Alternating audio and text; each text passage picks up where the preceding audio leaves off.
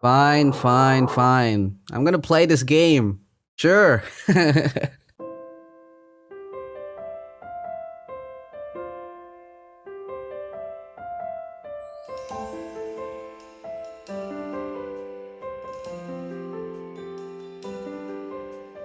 All-Star Tower Defense.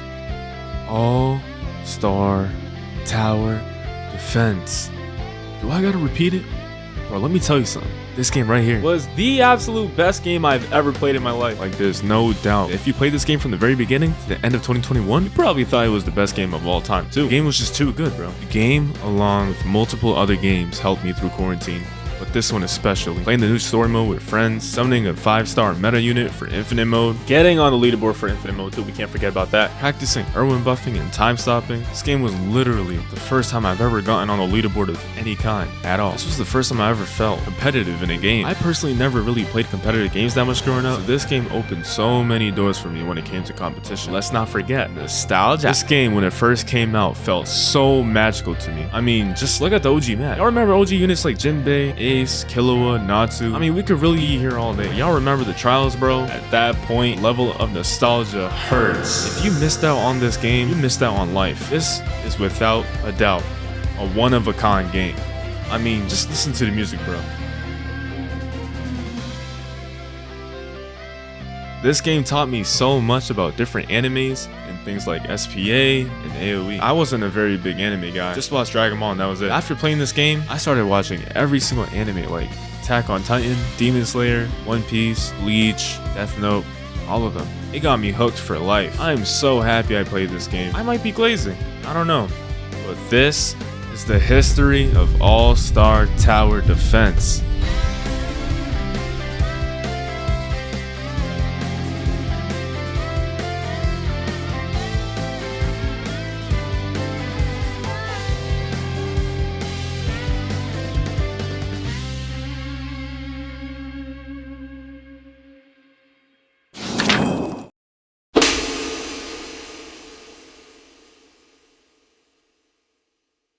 On October 29th, All-Star Tower Defense was released to the public. It was a spin-off game of the original concept of tower defenses, where you have towers to defend things, but this game was so much different. It was like a tower defense game on steroids. Alright, so let's talk about how the game works. You claim a code, you summon a unit, and you play different game modes. It's basically a tower defense with anime characters. There were so many different anime characters as well, like Goku, Luffy, Naruto, and many more. The game automatically starts you off with a choice between 3 units. I chose Goku because at the time I really only ever watched Dragon Ball. You only have 3 slots to use because the other ones are locked for some goddamn reason. I don't really know why. The currencies that you can get in the game are coins and gems. You can get coins from completing story mode, and you can get gems from infinite mode. There are only 2 game modes though. Story mode is a series of 6 levels from an anime that you can complete to grow your units XP, your player level, to unlock more unit slots, and to prove that you're a badass at this game, that it's too easy for you. After completing all levels in a story, you will get rewarded amount based on that anime the story was based on. For example, for beating Namek, you could get the Frieza Pod mount. For Elite Village, the Shuriken mount. For Alabasta, the Sand Dune mount. And for Hero Dome, Hawk 2 of the Hawk's Wings mount. Infinite mode was basically hell though back in the day. You put your units down and you had to sit there. Not even joking, I wouldn't be surprised if I heard F-Mane say, well, back in my day, we had to place Goku down and get wave 10, man. How do you get units, you ask? Well, you use your little bit of gems that you get from story mode. How many? What? I said how many? Bro, I'm making a video. I don't know, like 15? Wrong! It's 20! You dumbass! Alright, bro, watch what I'm about to do them later.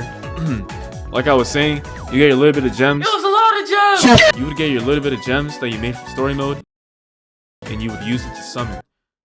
Aren't you gonna talk over me again, bro? Alright, so that's what I thought. Anyway, some cool units. Where? What was that? I don't know. Okay. Okay. Some cool units were Tanjiro. I do not even know who this character is. Kakashi. Kakashi! Orochimaru? I think that's how you pronounce it. I don't really know. You suck! Alright. Story mode was really hard solo though, so you had to make friends. You could play with 4 people at a time in the story mode in Infinite. You could literally place as many, and I mean as many units as you want. But right now, there's a unit cap replacement. If you had the money, you could honestly populate the map enough to start a new civilization or a new saga with all animes. Absolute nostalgia, I'm not gonna lie. The mobs all had different variants such as powerfuls, bosses, clones, and the sellers. A powerful unit just means you need to have any unit upgraded once. Bosses were the antagonists based on the anime of the story mode. have higher HP than normal mobs. Clones are pure evil. When the clone mob dies, it splits usually between 2 and 4. And I'm pretty sure it's harder to kill the cloner if it splits into 2. Hopefully it splits into 4 every time. The 4th one usually is super slow and weak as hell. And the accelerates, well, we all know how they work. They run like they're trying to get first place in the Olympics and slow down due to them being super sprinters, no cardio training. That's what happens when you're a dumbass. There was also a time chamber with a really cool design, like from Dragon Ball. It was Bulma's capsule. The max unit slots were 150. To get more slots, it's 15 gems for 10 slots. What a scam, if you ask me. If you want to get coins and gems while you sleep, you could AFK in there with GS autoclick. Every 500 seconds, you could get 2 gems and 10 coins. But with VIP or premium, you would double it. And only the OGs thought back then that if you had both VIP and premium, we thought you could get quadruple the gems and coins. And I forgot to mention how your units even fight in battle. Every unit has a damage, range, and SPA section. I think Broly was the strongest unit back in the day. If you use the code game release, you would get a Nimbus Cloud. Alright, at this point, infinite mode is kind of boring. I kind of wish there was a leaderboard system so I could have a little bit more okay.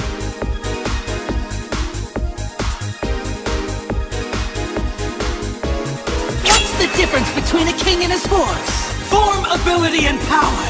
That's what's puzzling. Instinct! On October 20th, 2020, the very first update came to All-Star Tower Defense. Bro, my wishes came true because leaderboards came. While editing this video, I felt my stomach wrench when I saw the old look of Trial 1 again. Oh my god, the nostalgia. Unfortunately, you could only put 8 units now. There can only be up to 96 units placed total in a game. So if you're doing Infinite with 4 people, you can only place 24 units. Now, people are gonna try and fight over a spot on the LB. There were also 2 new mobs, the airs and powerful 2s. An air just means it can only be killed from an air unit. And powerful 2s mean you can only kill it if a unit is upgrade 2 or higher. To get your units max level very fast, level 80, you can play infinite mode. If you beat 10 waves, the game will reward you with either an XP1 or an XP2 unit. These XP units can be fed to your units for levels. You can evolve them into 5-star XP units. It takes 15 5-star EXP units to max level a unit. So there is a lot of grinding to do and a lot of leveling to do. And a lot of evolving to do. They can also be summoned in the gold shop. There were so many new units like JoJo, first time stop unit, and Light Yagami, the first nuke unit. Unfortunately, at the time, it wasn't a manual skill, however. You would deal only 10,000 damage every 500 seconds. That was really OP, but the fact that it would happen at a certain random time means you couldn't control it. Anywho, they are 100% meta. 100%! Now that we have the leaderboards, we can see who made it and what the waves to beat are. With this team, you could get wave 44. Try even getting wave 30 back then. It was really hard. A new story mode came from Bleach, Hueco Mundo. The new mount was Ulquiorra's Wings. A new mode came around too. Trials. This mode was actually really fun. I actually kind of felt like we were in Dragon Ball fighting beers. I actually really liked the new idea of Trials being in the game. Your reward was Whis. He could heal your base. It was pretty OP, but useless for Infinite. This is kind of messed up. Whis is an all-powerful being, capable of destroying universes with no effort. And all he does is heal your base? On Halloween, you were able to get the new Hollow Broom by redeeming the code Hollow10. Let's go to the next update. JoJo's Bizarre Adventure. You know I didn't want that in the video. Why'd you put that in there? That's embarrassing. It's already in the video, dude. Fuck you. On November 8th, 2020, a new JoJo update came. JoJo's Bizarre Adventure. The whole lobby was changed. It looked really Dragon Ball-like. More Dragon Ball-like than before. It's actually, dare I say, the perfect map for All-Star Tower. Like, nothing is wrong with it. I love the old map too, but this one was for sure better in every single area. I will not stop glazing at how good this map really was, bro. Like, was Madao's favorite anime growing up Dragon Ball? Anyways, Dio came to the game with a really strong time stop move that dealt a ton of damage. The new Vampire Hideout story mode arrived. When you complete it, you would get the sheer heart attack mount. There was a new enemy type, explosives. They would explode on death and stun your units nearby for 4 seconds. There was also a new effect setting, so now your phone won't overheat and start the California fires. Time stopping had a buff as it now lasts for 5 seconds instead of just 2. Time chamber got a massive buff, by the way. You know what else is massive? Hold on, let me let him say it. Low deeper fade. Bro, are you gonna say it? Are you delayed? I already said it. Oh yeah. The time chamber got a massive buff. It increased from 2 gems to 5 gems, doubling with VIP/premium. Blackbeard, Tsunami, and Naruto's clones' HPs now scales with their level. Light Yagami finally has the Death Note activation skill. It won't ever happen randomly ever again. Because of this, Leaderboard shot up an extra 2 waves. Alright, believe me when I say this, an extra wave is always an accomplishment. always. Oh yeah, since we're on the topic of waves, let me explain really quick how they work. Infinite mode runs on a cycle of waves. Waves 1 to 15 are all repeatable. After that, waves like 16 to 30, 31 to 45, and so on are all repeated with 10x more HP than the last cycle. Anyways, back to the units. Frieza's final upgrade, Supernova, is now faster. Killua was nerfed. Feeding XP to units was also fixed. The max unit capacity was raised to 300. They fixed the deleting unit overlap. They added air and explosive enemies to infinite mode. They also buffed Pain. Now his final form attack, Chibaku, is AoE now. They buffed Ace as well. He does burn damage now. Burn is essentially the first elemental attack. Whatever attack power it has, it will multiply by 7 ticks. So this is pretty much like damage times 8. You want to set elementals usually to different priorities. There were only 4 priorities back in the day. First, last, strongest, and weakest. Test them out and see how it goes. Dio unfortunately is no longer a hill unit. With the new meta, you could have gotten wave 46. Alright, I think we covered everything. Huge update for sure. Massive W's.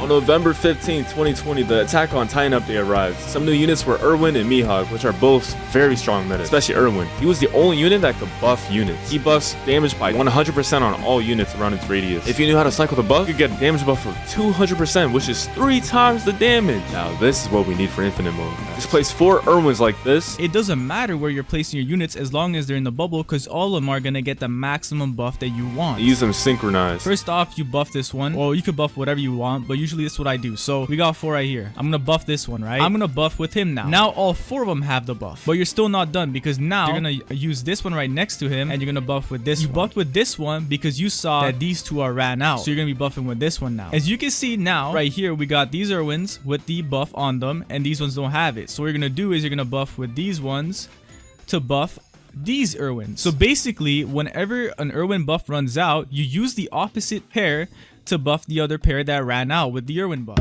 As you can see now, this one ran out. So what you're gonna do is you're gonna go back to this pair. As you can see, the buff is back and they're at 240 damage. You're gonna buff again. Boom, there you go. Now they're at 286 damage, which means that they're maximum now. However, there was a new story mode based on AOT, the Outer Wall. The new mount was the Cart Titan. This was such a cool mount. What that mouth do? There was also a new trial too based on JoJo's Bizarre Adventures. It felt like I was watching Jotaro fight Yoshikage Kira. He was the reward after brutally truck stomping on him with Dio. God damn, this is brutal. Bro, Erwin was so damn good though. And he was cheap as hell. The game is so easy now with him. But it was kind of hard to get gems, so people found a way to get tons of them.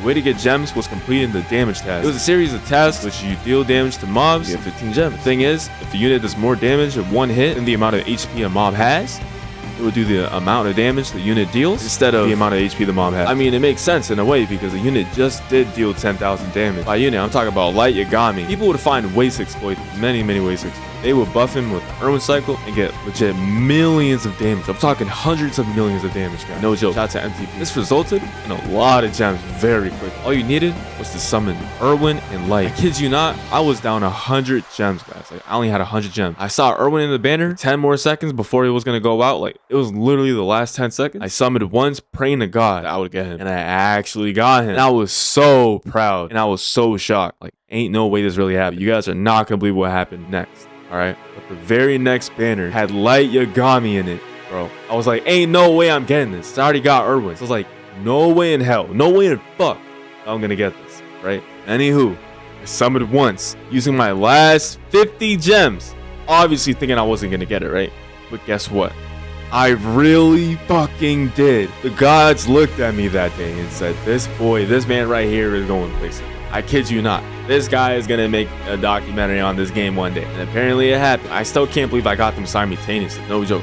This is crazy work. As soon as I got them, I went straight into infinite mode. No questions asked. I got gems super easily. No more AFKing and time chambering. No more doing multiple story modes. No more worrying about gems at all. Everybody soon caught up to me. And the devs did nothing to nerf this. It was unnerfable. And life was at its peak for me, bro. Unlimited gems, unlimited attempts to leaderboards, bro. And the fact it's free to play to get leaderboards, this game is really that good. And I really have huge respect for people that didn't abuse this and got gems. No, but for From now on, 5 stars would be super easy to get. I was getting like 10,000 gems every single day or so. As you kept completing more damage tasks, however, the damage required to complete the next task goes up. So anyways, let's continue talking about update 3 change. They fixed Hanaki on a player's shoulder. Pain had another damage buff. Killua's AoE's cone was wider and his damage was slightly buffed. Jinbei had a damage buff. Deku was massively buffed with his ability, and it essentially made him like 4 times stronger. Quicker SPA and more range. Crazy. He was still not meta. I don't know how the hell Deku was not meta. Deku, come on. Also, Jotaro's damage was buffed. Kirito's damage was buffed as well. Dio's damage was buffed. And buffity buff. Level 60 plus players have kunai now, which is a little symbol on the top of the player showing their level. And they also buffed Ichigo. They buffed Tanjiro. I forgot about those. Actually, Tanjiro's fire breathing technique now does bleed damage. This was most likely so that players could use both Tanjiro and Nezuko in combat. On to the next update. One of the most important updates to ASTD ever. This update was amazing because they added the damage stats. The new highest wave was wave 53, baby.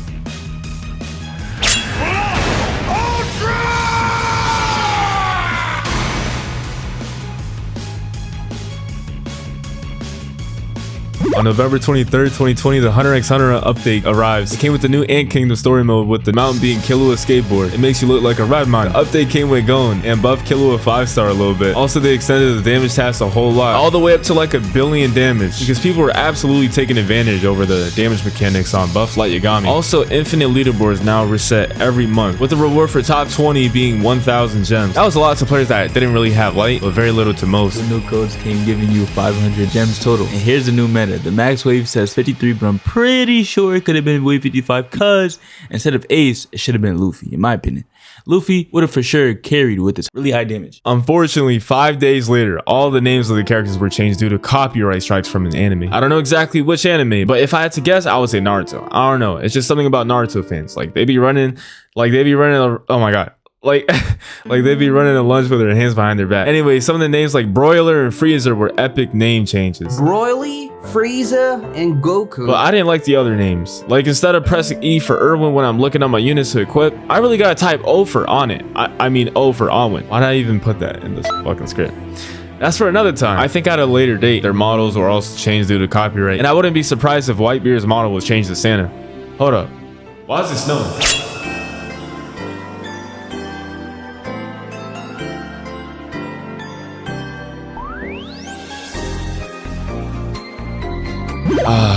What a beautiful game, man. New winter update is here. There's a new village story mode. The new mount was the Spirit Castelfo in its pillow form. There were some cool new units including Coyote Stark and Fujitora. They are 100% meta as they were such heavy hitters. You go in their radius and you're dead. I'm not even joking. Also, his attack animation looks so cool, bro. Another new unit, Doflamingo, came to the game. Shocker, he is actually a reward for beating Trial 3. This is and will be the last trial. How sad is that? Think about that. In this trial, you're playing as Dressrosa, where Mihawk was trying to defeat Dofo, and this is a big map. In fact, it quickly became the new infinite mode map as it had the longest path for mobs. I think wave 1 mobs took like 7 minutes to cross the whole thing or something like that. Just crazy. Bro, this trial was actually so hard back then. All the trials were really hard back then because we didn't really have many of the good story mode units like today. Like you needed Ace for this trial because this trial is like mainly air units and cloners and D-cells, bro. It's kind of crazy to think about. And also trial 2 was so damn hard. Cloud G is so hard. If you didn't have Dio or Luffy, it always felt so good to have the units needed for a mode, especially like trials. I remember me and my cousins were so bad at the game, we used to go around asking people in the Discord to join if they had Dio or Luffy for trial 2 and Ace for trial 3, bro. Those times went by so fast, bro. Now there was the new Christmas event. It was pretty lazy, honestly. You would have to summon for the Christmas boxes. I didn't want to bother getting Christmas box 3, but apparently it was needed. We will get into why it was needed in a bit. Anyways, that was the whole Christmas event. I mean, the map was snowy and Christmas themed. The presents will be opened on New Year's. We begged the devs to add a pity system for 5-star units. They finally did. If you summoned for a 5-star in the banner 60 times in the same server, you would get guaranteed a 5-star. This means to get a guaranteed 5-star would cost 2,700 gems, as summoning 10x costed only 450 gems. There was a new lobby song added, which you are hearing right now. More animations to the animation shop. And a tsunami buff for Whitebeard. And sadly, Whitebeard isn't Santa like I thought he would kind of possibly be for this Christmas event. It would have been pretty fitting, I'm not gonna lie. There's 2 codes that gave 450 gems total. The new meta could have gotten you wave 56 of time stopping, was optimized. 1, 2, 3, 4, 5, 6, 7, dude.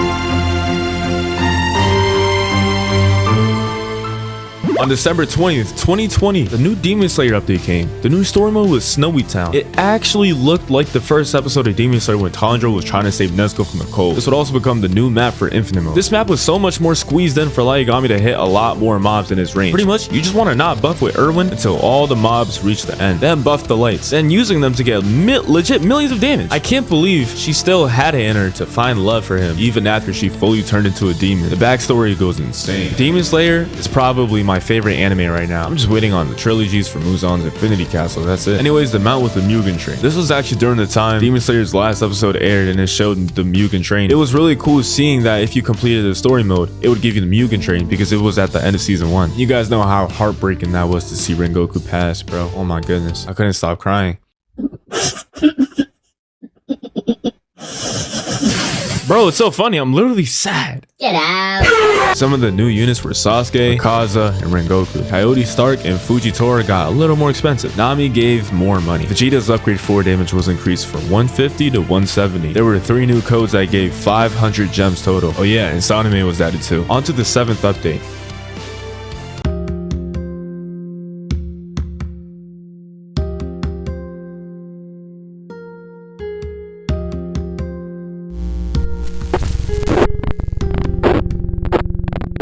There's actually a mini update. You could actually choose which infinite mode map you want to play on now. Dressrosa was removed from playable infinite mode maps. I don't know why it was. It shouldn't have ever been removed though, because I liked it.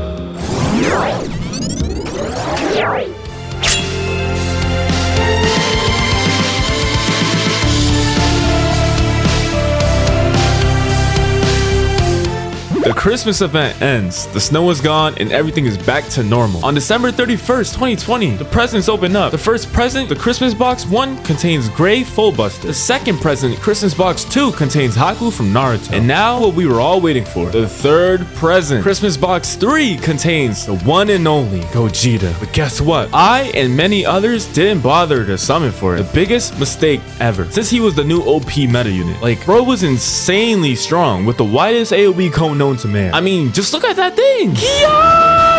At this point, there was no hope for me. But there lies a guy, smart enough to know how the game works, who invented the most inspirational, most generational impacting trend of them all. The Noob to Pro series. And his name is MTP. MTP is the craziest dude that I've ever met. Not only just an all-star tower defense, but in my entire life. Like, this man broke so many records in ASTD. Like, the first to complete their damage task, the highest damage multiple times, the first doing Noob to Pro in ASTD, achieving the highest waves multiple times, the best time stopper, and many, many more. Go give this man a sub and watch his incredible videos as we get ready for All-Star Tower Defense X to see more of what I mean. Okay, I'm glazing this man a little too hard. I could have made a whole chapter on him alone. The new story mode anyways was Magic Town from Fairy Tail. The new mount for completing it was the cat named Happy. How is a cat a mount? Oh, because it's a flying cat. It makes sense. Everybody that made it to leaderboards got their 1,000 gems and their brand new leaderboard exclusive unit, Kaido from One Piece. Yeah, he's a badass. He's legit the governor of the Beast Pirates. Have you ever been a governor before? I mean, you've probably been like a student governor or something. I don't know. Is the government watching? Lastly, Broly was buffed. He now does 1.8x times his last upgrade's damage. With the new meta, you could have gotten wave 58 if only time stopping was optimized. And with that, the 2020 season has come to an end. Good night.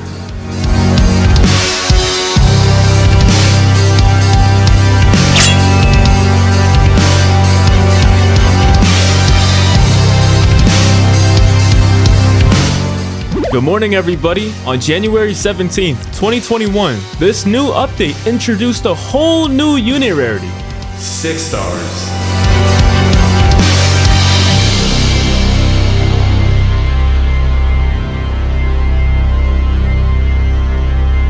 This was the big new and best next rarity. These units are super powerful. The 2 new 6-star units were Golden Frieza and Minato. Kurama Chakra Cloak. They were really OP, but especially Minato. He attacked a ton every 3 seconds. He was doing like 3,000 damage. He was actually insane. Gem farming was way easier than ever now. I remember reaching like 100,000 gems doing this, mainly because of Gojo. Now Gojo is also a new unit as well, and god damn. He was the most overpowered time stopper ever. Bro, Jujutsu Kaisen fans were so damn excited for Gojo being in the game. 領域展開無料空所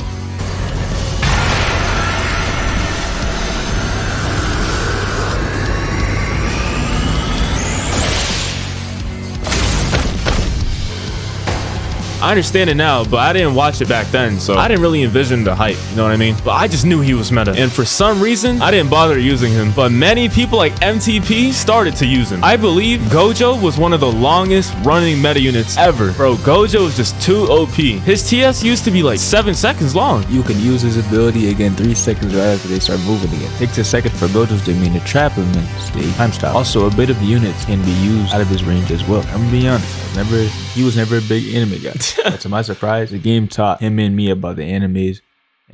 You started gooning over anime characters and straight. I was never really a big anime guy, but to my surprise, this game taught me about all these animes. And I started gooning over anime characters and straight up binge watching them. I know, I was one of those kids, gaining some weight and everything. But bro, this was seriously the life though. Gojo seriously jumped the max waves due to his optimized time stop. Also, if Natsu 5-star, another new unit, also really helped with the new mode that came with the update too.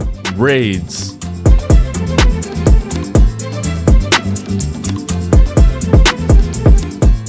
Raids, man. Oh my god, were they difficult. Why were they so damn hard? Raids were the newest, hardest modes. And you can actually play with 8 people. Oh my god, that's kind of crazy. That's like a whole party. The 80 party. Later on, there would become so many raids and it's actually crazy. Like, there would be a raid for each blank star units. But we will get there way later in the video, trust me guys. This raid was really, really fun. The map was based on the 4th Shinobi World War battlefield from Naruto. I didn't watch Naruto, but I know that somehow. Wiki. You have to be level 50 to access it. I was only level 41. So I had to grind up. It wasn't that hard to level up though. Can't even lie. Me and my cousins have tried it so many times. I would be lying if I didn't say it was a lot of fun. You basically needed Minato and Natsu. Golden Frieza for the heirs too. We kept going and going until we finally died again for like the 25th time and then we quit. But many people were figuring out how to do it. Some were actually duoing it. The 2 brothers that were duoing it most infamously were Zero Pain and Big Brain Bobs. I will get to them pretty soon because I have a lot of amazing things I really want to say about Zero Pain. The reward for beating Raid 1 is Black Setsu. Bro, did I already mention how good this game was? The new story mode was Hades Village. The new mount was the Crazy Cyclone. Kaido now transforms into a dragon and turns himself into an air unit. He's still weak as hell though. Even more maps were added to infinite mode. And there was new game pass, the Frieza Pod unit shoulder, so we could display a second unit. There were also 3 new codes giving 150 gems total. The new max wave was wave 59 because the units are just too strong. They would only get down to half HP. They had 1,000,000 HP, so you had to just time stop. All right, before we get to update 9, do you remember when I said that Zero Pain duoed Raid 1 with his brother when it's meant for 8 players? Well, he might just be the most inspirational all-star tower defense player ever.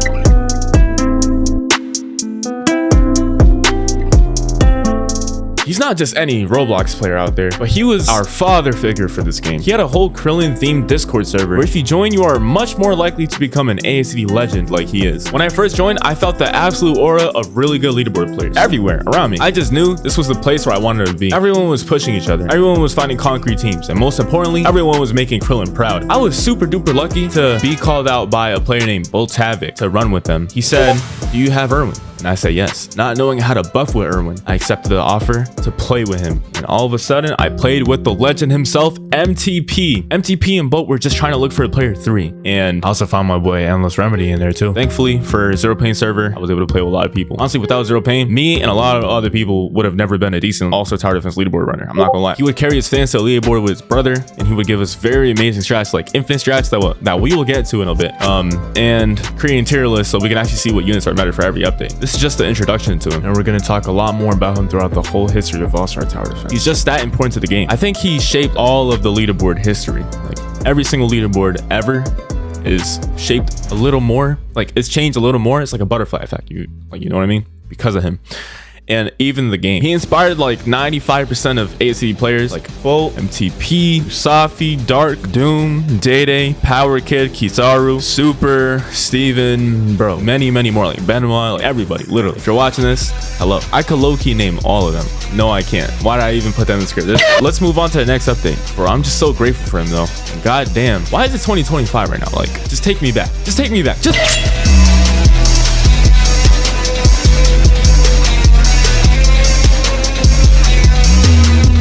On February 3rd, 2021, the Mob Psycho 100 update arrived. It was the new Psychic City based on the Seasoning City in Mob Psycho. The reward was the 100% Mob's telekinesis. There were new units like Whitebeard and Pain 6 stars, Blackbeard and Gone and Mob 100% 5 stars too. We will get into Blackbeard a little later. OG fans know what I'm about to get into though. Whitebeard was really powerful, same as Pain. Gone was really a heavy hitter. I didn't really know how to use Mob though. By the way, there's now a visual text displaying if a unit is an air or a ground unit. That's very, very helpful. The damage task was thankfully increased. There are more coin animations in the shop, by the way. The unit capacity was increased to 375 units. I could stop filling up my units whenever I'm trying to summon for Gone 5-star or something. I don't know. Natsu got way more expensive, by the way. Shouldn't have though. He was really good, but damn, now he's expensive. God dang it. After some experimenting with the new units, the meta stayed the same. But at this point, if you never gotten Vegito like me, we had to get some 6-star units to replace them for infinite mode. But it wouldn't matter because them goddamn areas, bro. Goddamn, we needed Vegito. The biggest problem with infinite mode right now is the higher the waves, the quicker the mobs. Bro, they were just so freaking fast, and I would always time stop too late when the mobs are already out of Gojo's range. If only there was a way to slow down units. There's a chance that we'll get like a 6-star Blackbeard anyway.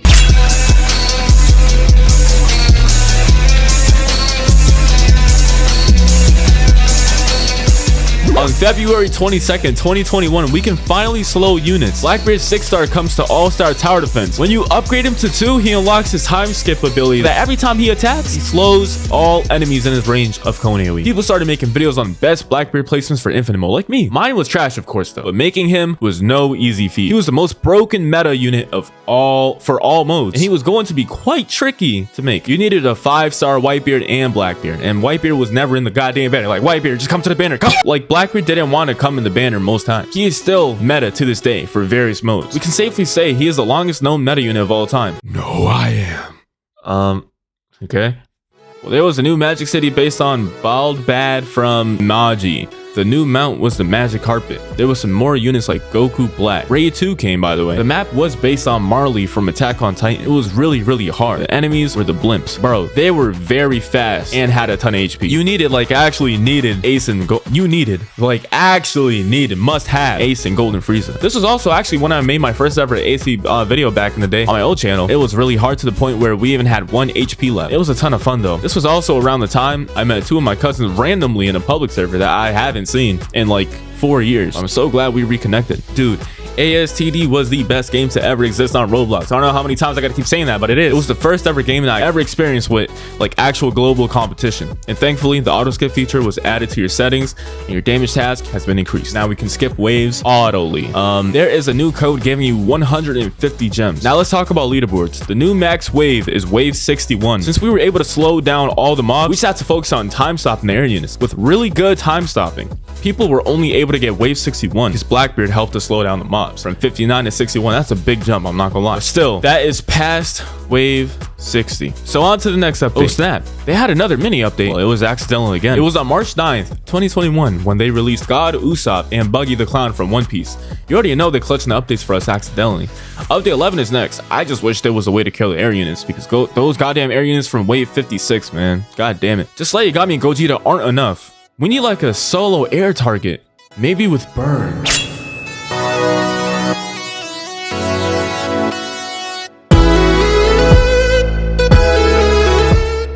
On March 10th, 2021, the PvP update came out. It was a decent concept to all-star tower defense where people would try to fight others. They would buy bosses, summon them with points, and place their units to try and kill their mobs. If you win, you gain elo. There wasn't a leaderboard for elo, but a lot of people grew their elos to like 1,000 plus. And the map, I'm pretty sure, was based off of Marineford from One Piece. PvP was really fun. I was actually playing a lot of infinite modes during this time, so I really wasn't playing PvP like that. Just with my cousins here and there, and then, you know, like when there was nothing to do. So, the new story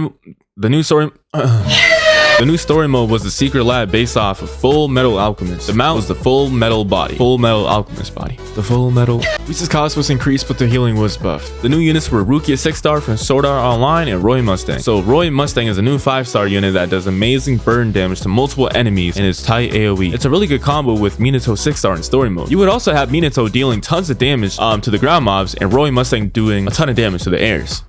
Airs.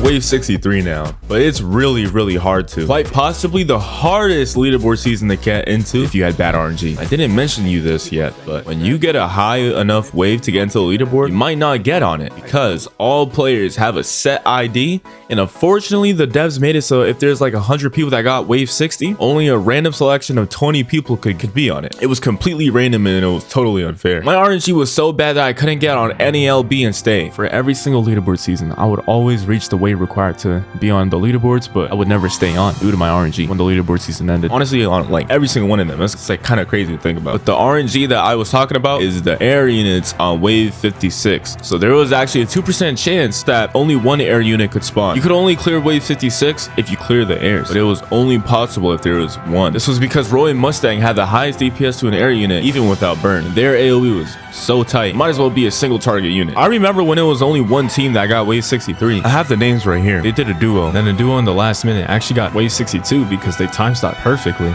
and we can actually see it in the game right now. So what this guy doesn't do right is he doesn't time stop immediately right after the second air.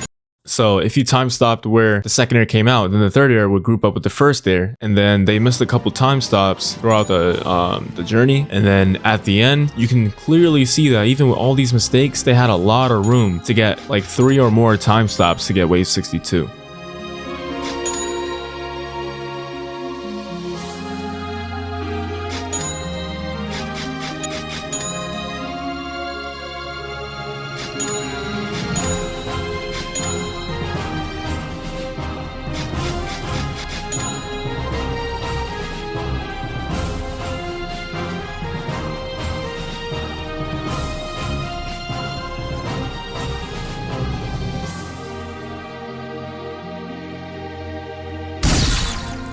Now the next update would be the biggest and my favorite update of all time ever.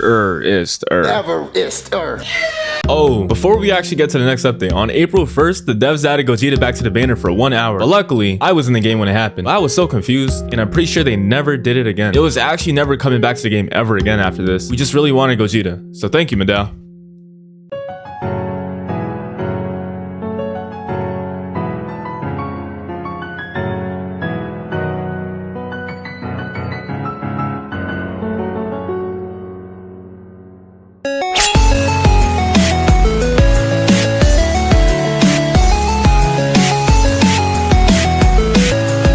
On April 3rd, 2021, man, this is still in my core memory, the most leaderboard intensive update was released. Time for an insane ride of nostalgia. The new units were Giorno, which was worthless at the time, Gilgamesh that straight up attacked every 0.1 seconds, which is crazy to think about, Ichigo, which is an insanely heavy hitter within its AoE, and Meta Knight, Suzaku. He's from Code Geass. It literally has meta in his name. What makes him so meta, you may ask? Well, the OGs know. You know how Minato does 5,000 damage, right? You know how Gogeta did 9,000, right? Actually, scratch that. You know how Light did 100,000 damage? Well, he basically did that every single second. Holy shit. This game just got so much more insane. Well, I have to be honest, his damage was 68k, but still, and he dealt that damage with the range of 15. 15 range, that's like no range, right? Well, you can control him. What? You can control him? Did the game seriously make this mechie madness?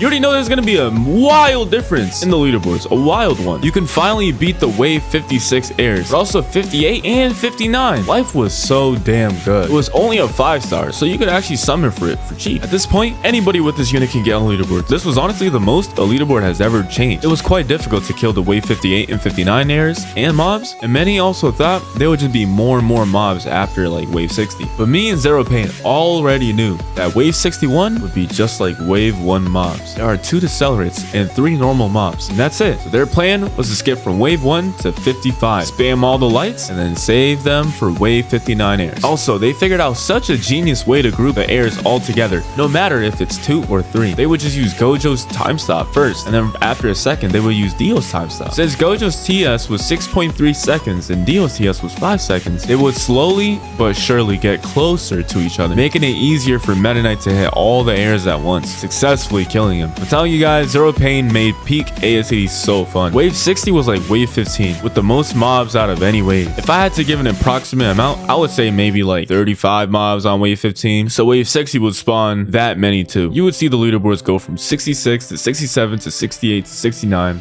all the way to 72. Zero Pain duoed the leaderboards with its brother. Honestly, I find it super fascinating that they only duoed it and how they calculated how OP Gilgamesh actually truly was. Yeah, his DPS was absolutely insane. If only they ran a trio, they could have equipped 2 more Ichigos. Well, 2 Ichigos in the first place, possibly clearing wave 64, then time stopping up to wave 73. You know what? That is still very impressive at the time, for its time. You could now run infinite mode in trios now because you would only need to place 1 Meta Knight. So you could place all your units and still not reach the max unit cap. I very highly actually recommend watching their video after this documentary, as it's possibly the best leaderboard strat video to ever exist on All-Star Tower Defense history, period. Boom. The impact the singular run has made on the game blows my mind, and I'm pretty sure they encourage everyone to play as hard as possible, get cleaner time stops, and to overall push the limits of infinite mode forever. Now, the new story mode was Jujutsu High for the new update. The new mount was Nue. It should have been the Divine Dogs though, I'm not gonna lie. It's alright though. Also, Raid 3 came out. You had to be at least level 68. What a weird number to be. Why not 69? It was based on My Hero Academia. Your reward was the Undertaker. Được.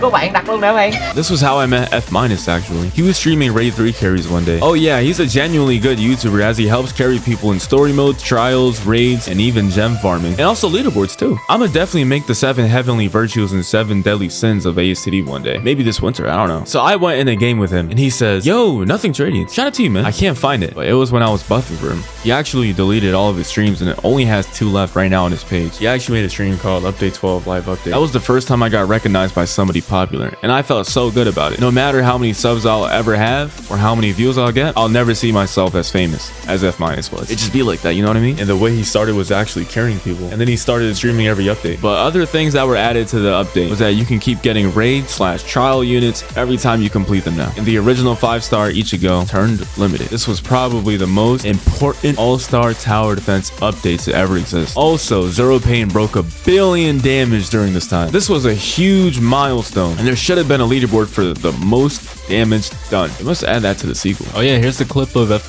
actually shouting me out. Guys, once again, go subscribe to that channel right now. Go subscribe to it right now. If you guys get it to 1,000 subscribers, we'll see what happens. We'll see what happens, guys. Thank you, F- and I appreciate it.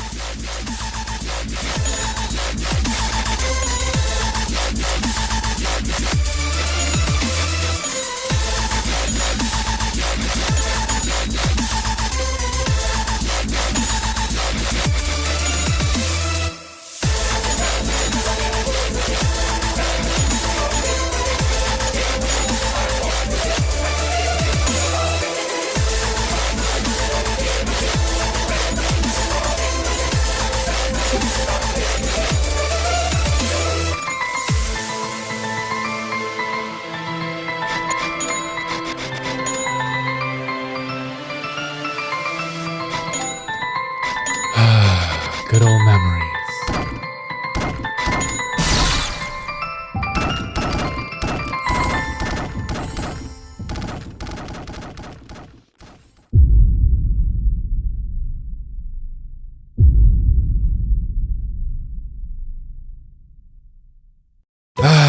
Nothing like playing ASCDX. What do I feel like doing today? Story mode? No. Trials? Nah. Infinite mode? Nah.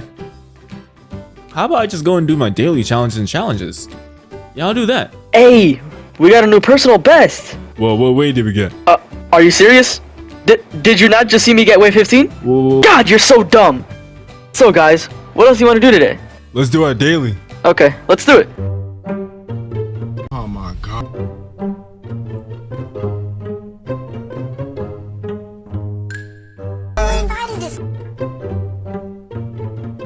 Man, I'm so excited to do my daily challenge today. What is it gonna be? Single placement on the second map? Bro, that's gonna be mad easy. What the heck? Hey! Yo, can I do this with you? Yeah, sure, man. What use you got, man? Well, I have the 3-star Whitebeard. 3-star Whitebeard? That is so ass. You're trolling, right? Hey, I'm a good unit. Whoa. Did that unit just talk? No. What? Is this serious? Well, both of y'all need to get out of here. What the hell was that? Nothing. Just,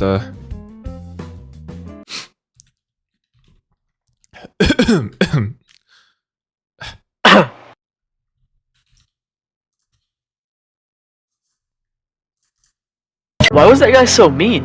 I don't know, mer. What the hell is a mer? Oh, no. What? Guys, I have an idea. We should really level me up. It's the only way to get back at that mean guy. Alright, mer. Yeah, I'm down. Syndrome. Thank you, Froxen. As soon as I'm maxed out, I'm gonna turn into a 5-star unit and show that mean guy who's boss.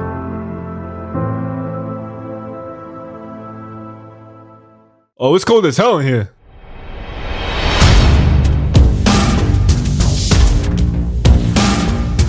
Let's do this.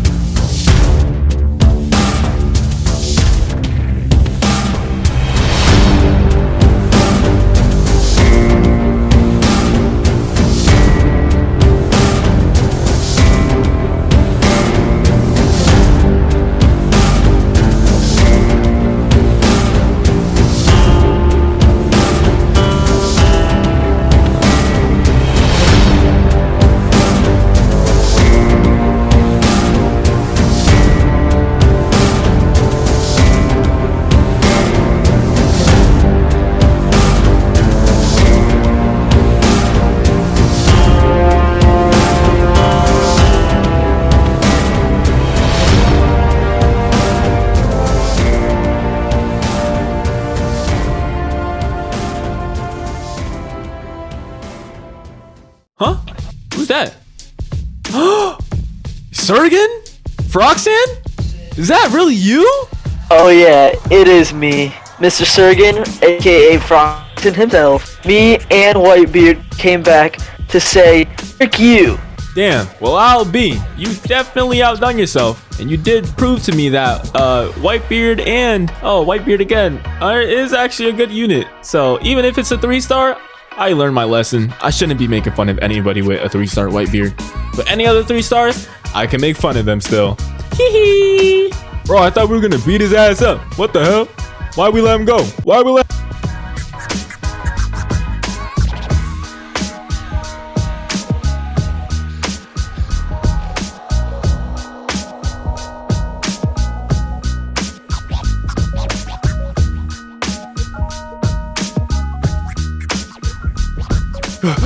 Oh my god. I just outran him. Oh my god, I just outran him. Oh my god. Bro, did you see that? I just outran him. Good boy. Thank you. Okay, I'm gonna go to infinite mode now. Oh damn. Well yeah, I may be level 2, but the bigger story here is never judge a book by the cover. And that's the end. Always judge the book by its cover. Don't judge the cover by the book. Oh my god, bro. That shit will be so fucking hilarious. Huh. Well, I'll be. You really proved something to you. Well, damn. Well, I'll be. You really outdone it. Done yet. Oh my god. Damn. Well, I'll be. You really done showed yourself. Fuck. Dang. Well, I'll be. You definitely outdone yourself. God damn it. All right. What the fuck was that? I'll keep it because it was funny. Keep it. Yeah. Keep it. Okay. I outran him. All right. I'm gonna teleport to infinite. Fuck. I clicked summon. And then you're gonna be. I pressed summon too. Oh my.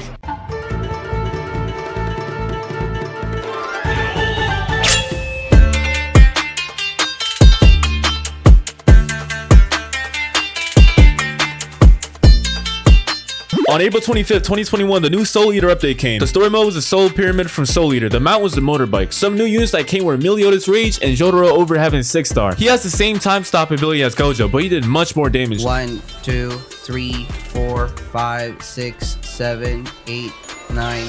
Yeah, almost 8 to between 8 to 9 seconds for the time stop. Get out. He's a really heavy hitter, so people finally started completing infinite mode on extreme for more evolve units. If you didn't know, if you completed a story on extreme, you would get 3 evolve units. Evolve units are just units needed to evolve a certain character from that anime. Also, 4 and 5-star Escanors came. They were both meta. Escanor 4-star was the new best money unit. So this is Bulma on my shoulder, and this is 4-star Escanor. Should we call him Bull Papa?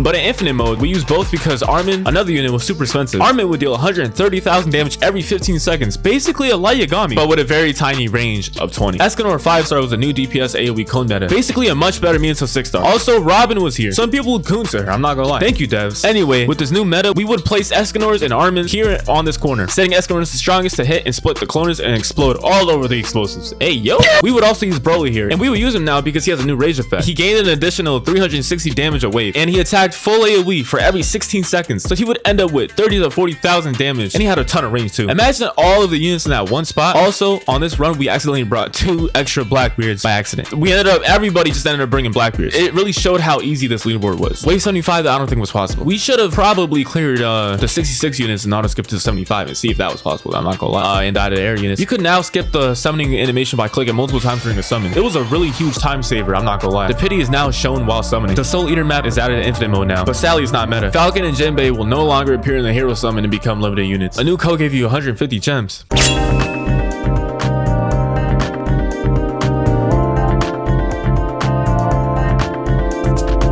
On May 15, 2021, F-Minus' stream peaked at 20,000 viewers. That was so insane to me. I was wondering how the hell ASD did not go mainstream at that time. His stream definitely deserved it though, because they hyped the living fuck out of the update. The hype he built was so amazing. This update introduced the game-breaking orb and a brand new AoE type never seen before. Target AoE. Now, target AoE is like a splash type of AoE. It is a circle and the range of a unit's hit across the diameter of a circle of the attack. So basically what I'm saying is like every time a unit hits, it shows a circle, and whoever's in that circle is Merkle. Or Merkle.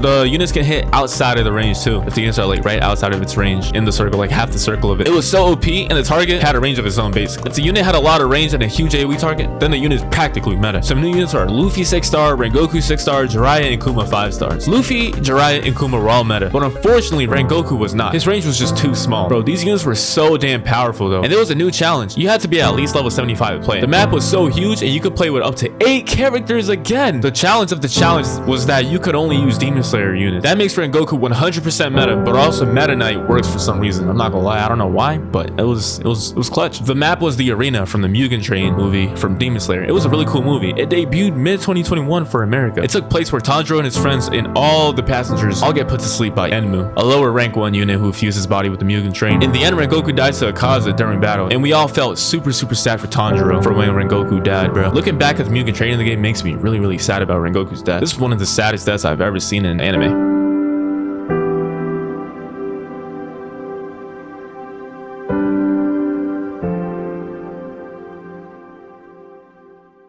Now let's get to the orbs. Orbs are items that give the unit a bit of a buff that it's designed for. The 2 new orbs introduced to this update were the Fire Orb and the Cost Orb. The Fire Orb was a reward for beating Challenge 1, giving your unit a 100% placement damage buff. If a unit does 100 damage when you place it, it would actually deal 200 damage with the Fire Orb equipped on it, but doesn't scale with upgrading the unit. The Fire Orb would be used on Meta Knight to have 75,000 damage, and the Cost Orb was the reward for being Trial 3 on Extreme. There was only 2 orbs at the time. It made a unit cost $100 less on placement. Only use it on Bulma or Escanor pretty much. Let me tell you, thank God Kuma's 4th upgrade was nice and cheap. Otherwise, we would have never been in. This was the hardest mode of all time at the time to try and beat. But on May 17, 2021, Master ASD uploads the first Cost Orb review video, stating if he got 1,000 likes, he would drop the strat video of him actually completing Trial 3. This man was just on another level of All-Star, man. And this was his 2nd video ever. Now let's take a look at the video, because you know goddamn well he got way more than 1,000 likes. Probably like 4,000 or something. The first 3 players would have to do everything perfectly so that player 4 could afford to even get upgrade 4 score on Kuma, then place and max all 8 Kumas, then they win. This was a really hard strat, and we spent like 30 plus tries trying to get it. But when you finally get it, for some reason, it becomes very easy. Like you beat it every time after. I don't know why, but it just is. Bro, Ace Tuber made so many videos of beating it solo when other orbs, units, and buffs came out later on. Other things that came with the update are the new poison effect that Venom gives. Poison to 7 ticks of damage. It was OP, but not for infinite mode. The thing is, with infinite, you just want really strong DPS units because elemental damage doesn't really stack. There was a new PvP map, the Corrida Colossum from One Piece. I think it's how you say it, right? Broly's last upgrade price was increased from 1,800 to 5,000, as he should.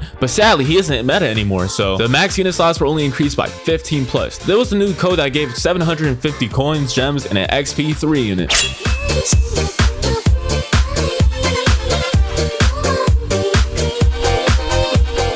Now on May 30th, 2021, the new Sword Art Online update came through, blessing us with the 2 new orbs from beating Trials 1 and 2 on Extreme. If you beat Trial 1 on Extreme, you would get the Golden Frieza E-Scaling Orb, which makes Igor, which makes Trial 3 Extreme and even Raid 2 effortless, thanks to Ace Tuber. Trial 2 Extreme will reward you with the Bomba Orb. The Bomba. It had the same effect that the Fire Orb had on a unit, but instead of 100%, it's 30%. You can use it on Irwin to cycle your buff easier. In fact, if you have Fire Orb on Irwin, you can get a full cycle just placing Irwins, only spending 2,000 cash, not even upgrading them. That's crazy. That's wild. That's... Experiment how you want. Some of the new units were Netero from Hunter x Hunter and Merlin from Fate. He was really strong to the point of no more needing Light Yagami. Merlin was used to boost the range for all units around his radius for 40%, making everyone reach the whole map. But unfortunately, she would stun units, which sounds good, but would mess up time stopping, unfortunately. So you were able to clear 66 and 67. Wave 66 got the cloner, and Wave 67 got the explosives and some strong units. I don't know why we didn't try to beat 66 and 67 together. It was probably because the map was kind of small, but this happens a lot during the documentary. All I gotta say is I found that strat out. If Wave 67 units were weaker than the Wave 66 cloner, then we should kill everything else before killing the cloner on 66. So why not just skip from 66 to 67 and clear them both? This was when I was really thinking about the strat and nobody did. It took me a ton of time for the curse to learn how to TS so I could finally show people what I was talking about. And I'll tell you guys the time when I started skipping 2 waves at a time for leaderboards. And honestly, it was on accident when I first did it, but I'll let you guys know about that way later. Anyways, we couldn't get past Wave 75 because of the air units, but a duo got Wave 76. Likely because they discovered a little glitch.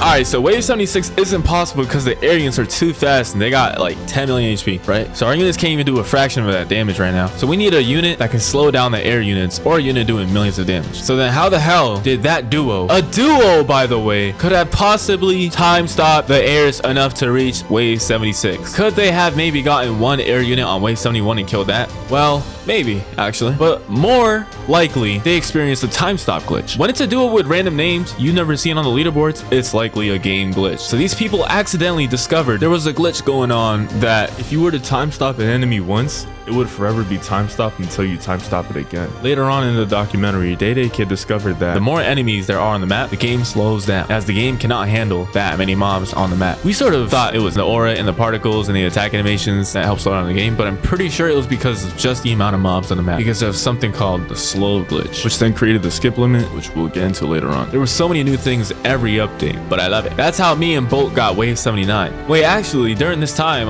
it was a different kind of TS glitch. So apparently every single time we time stop, it would stop the enemies forever until we time stop them back. So yeah, it was actually that. But anyways, I told them let's get Wave 80 because just in case, but they said nah, I'm tired. So because they said that, I ended up not getting Kaido. They both got like bottom 20, bottom 15, like 15 to 20 place, right? But it's all right. Next time. Well, there won't be next time, but okay. They surely added a skip limit after the leaderboard season ended. It was a really big thing, and we'll talk about that way later. But the game is still so much fun to play, and it will only get more and more fun. The new story mode was the dungeon from Sword Art Online. The mount was Kirito's fairy wings. The gold banner now shows in a Discord server. Golden Frieza's AoE changed from cone to target. This was why Trial 3 Extreme and Raid 2 were so easy at the time. He was also given more starter range. Kuma's total cost to max was $3,700 cash more. There was a new button to shrink your mobile UI. Some bugs and crashes were also fixed, like all the updates. Now you can also see all the priorities now next to the AoE text.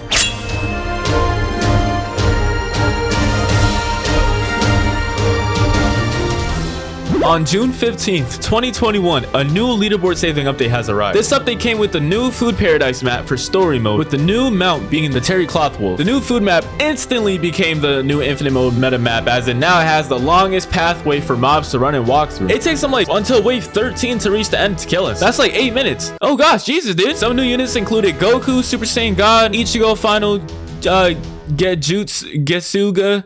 I don't know how to say that.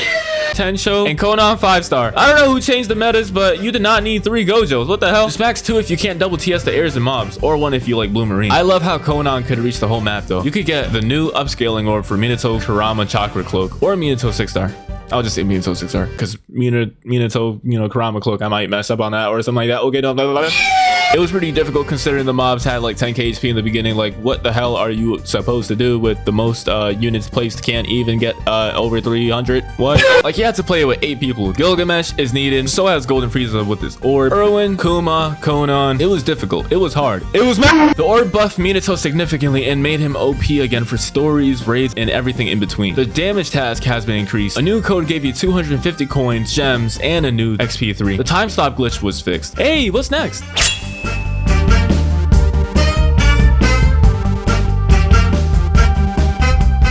On July 4th, 2021, another monthly update came. There's a brand new orb shop containing so many orbs, but it looks like we need some materials to craft them. Where can we get the resources from? Well, I present to you orb farming. The map over there is developer made, meaning it doesn't come from an anime. Instead, Joke the Fool made it. New orbs in the orb shop mainly buffs a specific unit besides the blue orb, the most important one. It buffs the starter range of any unit by 30%. The Quake orb buffs Whitebeard, the Snow orb buffs Rukia, Bankai, the Hawk orb buffs Mihawk, the Path orb buffs Pain, and lastly, the Death orb buffs Light Yagami by a crazy ton. Instant meta. He was really doing like 600k damage every use. A huge gem farm grind has activated. Some new units were Giorno, Kirito, and Funny Valentine. Giorno and Funny Valentine were instant metas. Kirito is a joke, bro. This was a joke unit for sure. Like, his range was like 20. What the crap? What the hell, my god?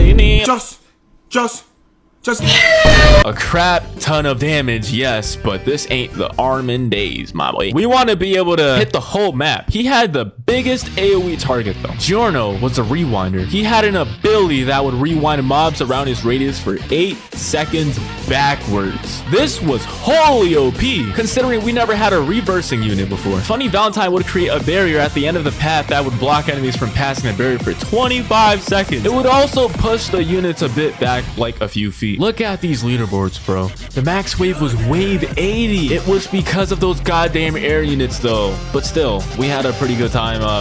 No, actually, wait. It was actually wave 81. We'll get into that in a little bit. There was a new code giving 250 coins, gems, and an XP3 unit. You can't skip waves past wave 60 if there's over 100 enemies on the map to stop the time stop glitch from happening. Watch the skip limit. Rengoku's 6-star final upgrade was buffed. Small bugs and story mode was patched. There was a small update later on the 12th. There were 3 new orbs: the Rainbow Magic Orb for Gogeta, the Lightning Breath Orb for Zenitsu, and the Mera Orb for Ace. Now, what happened was 3 buddies of mine, MTP, Kung, and Mr. Dubcub. Basically, MTP and Kung time stopped the grounds and airs perfectly, and they got wave 81. So congrats. All right, here we go.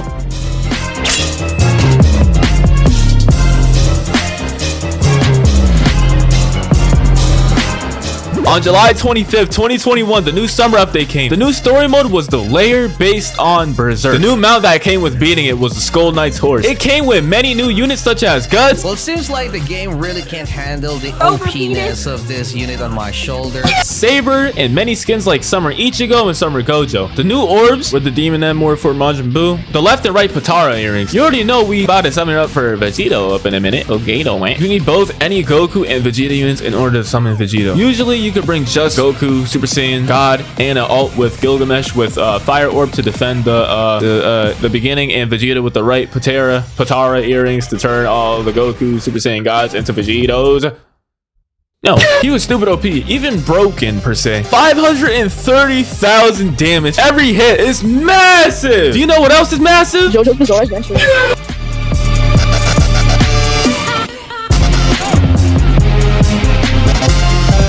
This Creepy power. A power creep is when the damage of some units escalate far beyond the units prior. The strongest unit before was probably Konan, dealing 57,727 damage. And now that Vegito is here, he's doing legit 9x that. Well, I guess you can say that the first power creep was Meta Knight. This one was on a whole nother level. The Meta Knight times were much more nostalgic. This was the start of the creepy powers of the strongest units. Guts was optional. He was a heavy bleeder. Set him to strongest for the best results. There was an issue before that Blackbeard wouldn't slow the mobs properly at times, apparently, but that was fixed. I didn't really notice that though. And there was a big UI change. 6 stars now have a golden frame around them in the inventory. Some quality of life changes too happened. There was a complete revamp of Vash, the unit, the 4-star that no one really gave a shit about. And now it's droppable whenever you beat Namek stage 1 for some reason. I don't know why, but a cooldown for every manual ability was added to have an easier time activating the ability. There were 3 new codes that gave you 750 gems. And actually, MTP and Cooling and Mr. Dub code, they didn't run that Wave 81 run until this update, the update 18, not update 17. They should have ran with me though, as I never got a Kaido and I ran so many times with them, but not to brag or anything, you know what I mean? I'm pretty sure I hold the world record of running the most infinite runs and not getting a single Kaido. Look at that.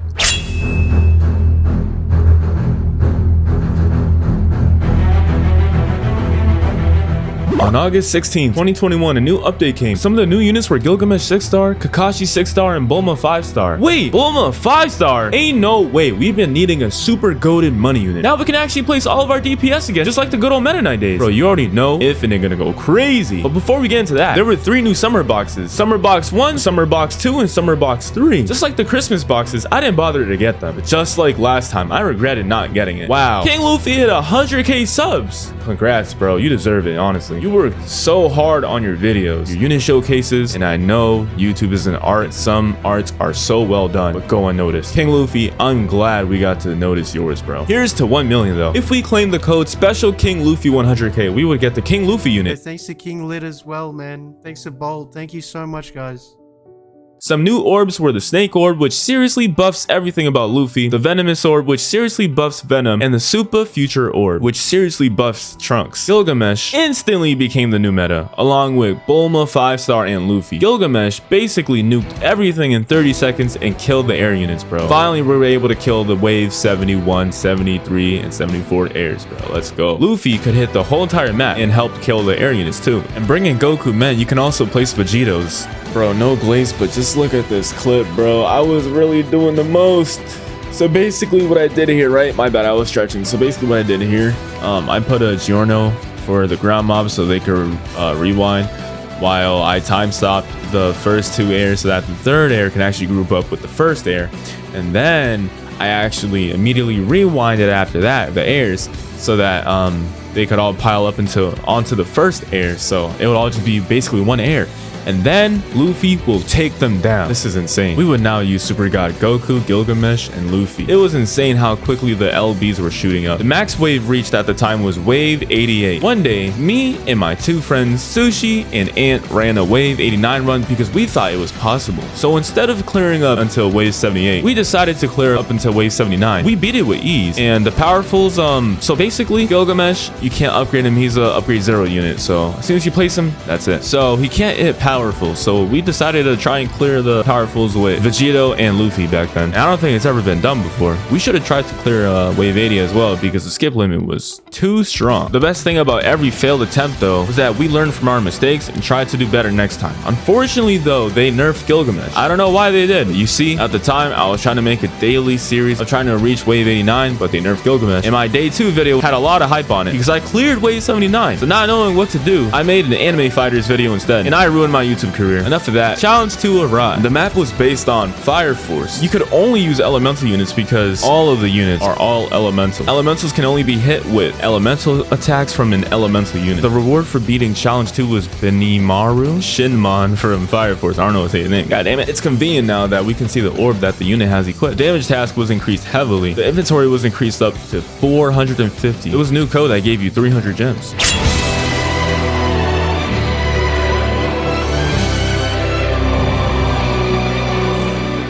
On September 2nd, 2021, Crew had a sacrifice event. There was a portal near the summon. You could sacrifice a unit, any unit, for a random unit or for some skins. My first unit actually was Krillin. And thankfully, Babelgam is trying to speak with Krillin to save his brother. But unfortunately, Krillin was not able to locate his brother because his brother was actually in a game of All-Star Tower Defense and Babelgam was the tower. But unfortunately, this happened.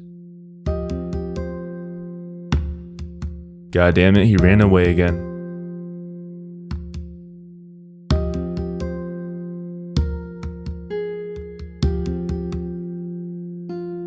There was a new challenge based on Bleach. I thought you could only use Bleach units here, but it's actually just elementals. And the final boss stuns all your enemies. It was a little annoying at first, since the boss is so far away from being attacked. We had to wait until it slowly but surely passed through the map. But some people figured out that you could use Kakashi's 6-star Susanoo and beat that boss as Giya! The reward for beating Trial 3 was the dark spiritual orb. God dang. For Ichigo 6-star, which can slow air units. Oh wait, it can slow down air, so we can finally get higher waves now. Let's go. All right, now we can finally get so much farther in infinite mode. I'm like very excited to play right now, but unfortunately I can't. Some new units were Gotenks, Sukuna, Dabo, and Trafalgar. La, we just call them La. Some new orbits. I mean, what? Some new orbs in the orb shop were the limitation orb, which buffs Gon, the moon orb, which if you put on Kid Goku from Goku GT, it's annoyingly meta, but we will get there in a bit. And lastly, the Rose orb, which at first insanely buffs Goku Rose to the point where he was the strongest placement unit for 500 or below, which would easily beat any trial, raid, challenge, and or story mode on extreme easily. The summer boxes gave some cool units too. The summer box 1 would actually give you Shoru Imaya from Fate. Summer box 2 would give you Mi Terumi from Naruto, and summer box number 3 would give you Sabo from One Piece. There was also a team challenge going on. Whatever team got the most points from completing little challenges that you were randomly assigned would get Grouther from the 7 Deadly Sins. Thankfully, he wasn't meta or anything. If he was, I would have actually myself. But he was very valuable for sure. Now going back to Kid Goku, you know how in Dragon Ball GT when Goku looks at the moon as he is about to die, right? Well, he consumes an unfathomable amount of energy processed from the moon to his soul and turns him into a golden monkey. Yeah, Church, talking to you. You're a monkey. You're a monkey. Well, that sort of thing happens here. When you put the moon orb on him, he instantly turns into the golden 8 form, as you would expect. He literally does 2.5 million damage. Wait, 2.5 million damage? And he should be really, really strong, right? But it was very annoying though, because he literally couldn't hit the whole map. His range was only 75. Back then, that would have been a lot, but right now, that's doo-doo ass. Yeah, also with this unit, as being the meta, we couldn't really afford to place Vegitos and Gilgamesh down anymore. This was honestly like my least favorite infinite mode season ever. You legit could only get to wave 89 with this. You could have probably already gone to wave 89 if you beat 80 on the last season, like I already explained to you guys, but all right, let's go. But the next update would legit be the most insane competition anybody has ever seen. There was some more emotes and some of the lighting around the map was optimized. And there were 3 new codes that gave a total of 900 gems.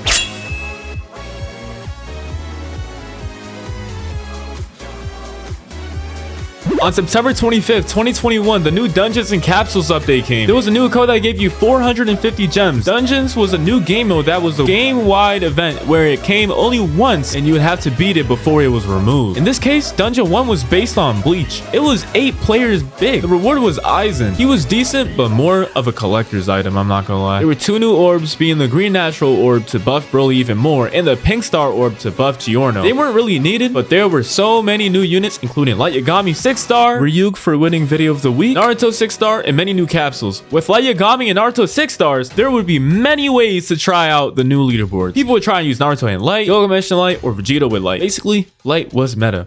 Or was it? We were all trying to figure out what were the best methods here. However, Naruto very quickly became the best pick. But MTP made history because Light's orb works with him too. Oh my god. So imagine like billions of damage, right? Yeah, he made 1 trillion damage this way. Nice work, bro. People would use Naruto only and use 3 farms to max out all 24 Narutos. Most people would successfully clear the waves up to 82. Then you would skip to 90. Easy leaderboards, easy. Right?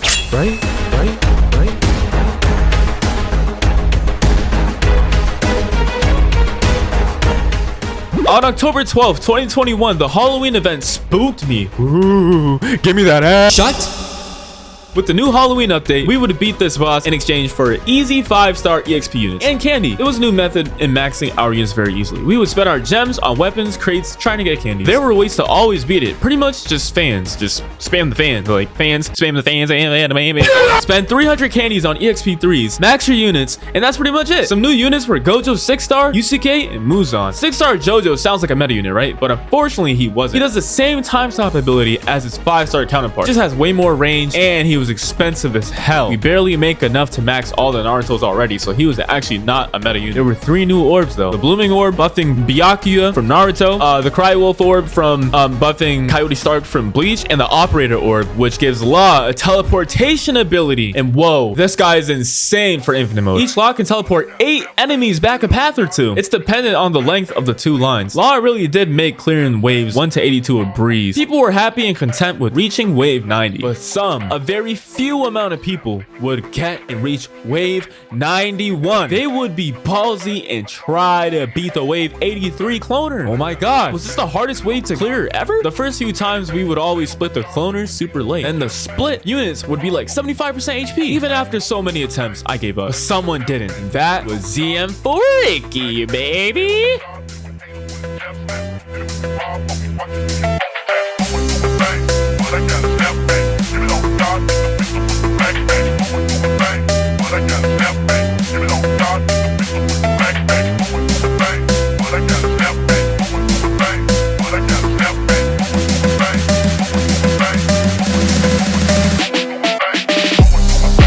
ZM4Icky was grinding out infinite mode, trying to be wave 83 and 84. You legit needed all 24 Naruto's max. You needed to perfectly max all your farms by wave 13. The person that taught me this was Blue Marine. He and his friends were the ones who attempted to try and clear waves 83 and 84.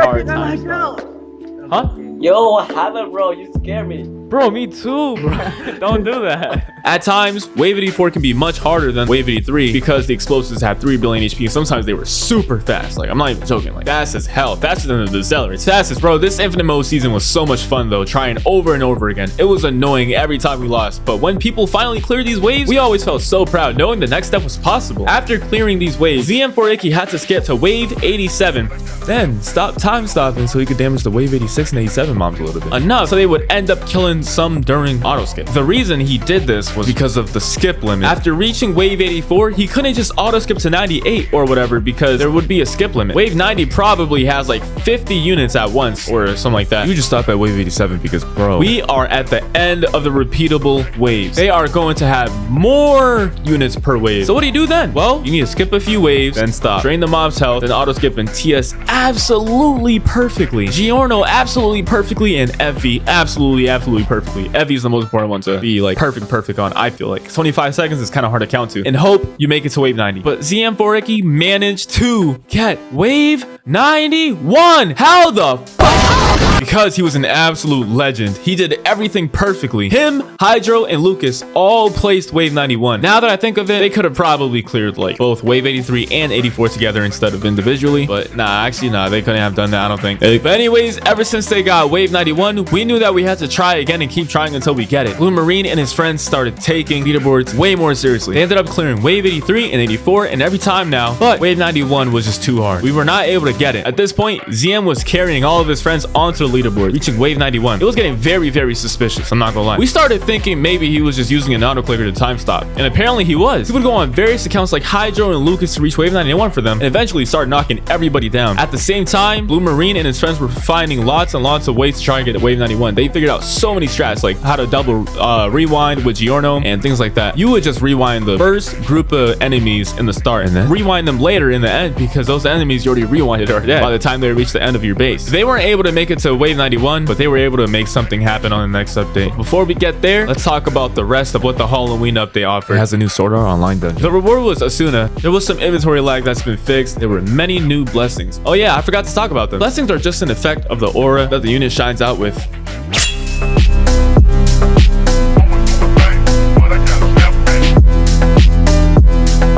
On October 24th, 2021, a new update came with so many units, a new story, another massive change to infinite mode, and many more. Much more. The new story mode was Stone Village from Naruto. The mount was the wooden car. Some new units were the 6-star EXP. We could now evolve our 5-star units into 6 stars. At first, they gave no additional bond, but was fixed shortly after. Then, there was Sasuke 6-star. He was barely weaker than Naruto, so unfortunately we couldn't use him in infinite mode, in normal infinite mode. Wait, why did I just say normal? Well, because there were 2 new infinite modes that you could play. We will get to them in a minute though. The skip limit was raised from 100 mobs to 200 mobs. 100 mobs was a bit restrictive for me, I'm not gonna lie, and for us. So we were really happy that they did. The skip limit was pretty much non-existent then. We pretty much tried really hard clearing wave 83 and 84 for nothing. Well, it looks like it's my turn. I have never attempted to clear 83 or 84 before. And after a bit of practice and a few attempts, I actually cleared 83 and 84 with my friends Taihu and a unit designer, Khan. Then we simply time stopped to wave 97. I wasn't able to upload it or record it because my laptop was pretty bad, I'm not gonna lie. And basically my laptop back then, you know, it would just like basically shut off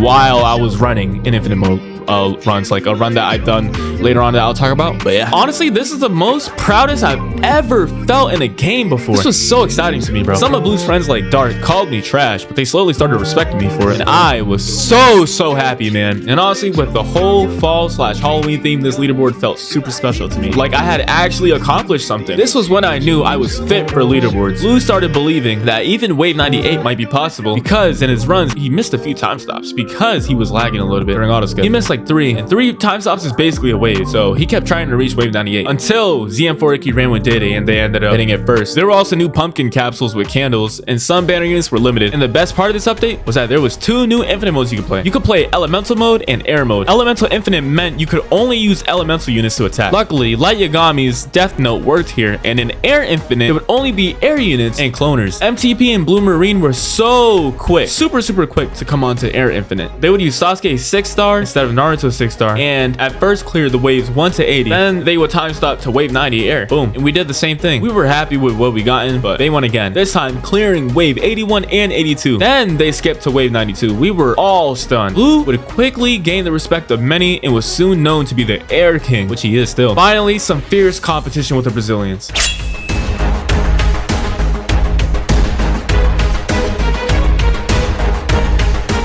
On November 13th, 2021, a new update came. This update came with the new leaderboard units, and it came with the new double path mode too for infinite mode. No more Kaido though. My days of trying to get Kaido were over. I was never even gonna get it anyways, well, I'm not gonna lie. But the normal infinite reward was Hashirama from Naruto now. The new leaderboard unit for air was Ulquiorra from Bleach. The elemental reward was Jin Mori from the God of High School, and the new unit for double path was Yamamoto from Bleach. Master ASD actually ran all 4 and got them all. It was pretty cool to see. There were 3 new dungeons that gave these units as rewards: Kimimaru, Rimuru, and Big Mom. If you beat Raid 2 Extreme, you'd get the Blimpy mount. There were 2 new orbs, the Gravity Orb for Fujitora and the God Heart Orb for Netero. He just got deleted. He just got deleted. He just got deleted. And we are now on wave 58. There was also a new meta unit, Dio. And Dio actually had a new meta ability. He time stops the whole map, but for 20 seconds long, and it has an 8-minute global cooldown. Because of Dio, wave 100 was actually possible to get now. One day, I played with my Roblox friend Hydro. I didn't know that I was Hydro's friend, but he was also Xian's friend. I just knew him as Penguin Boy 69 or something, or Sally Boy 69 or some shit. And I played with him, and we failed.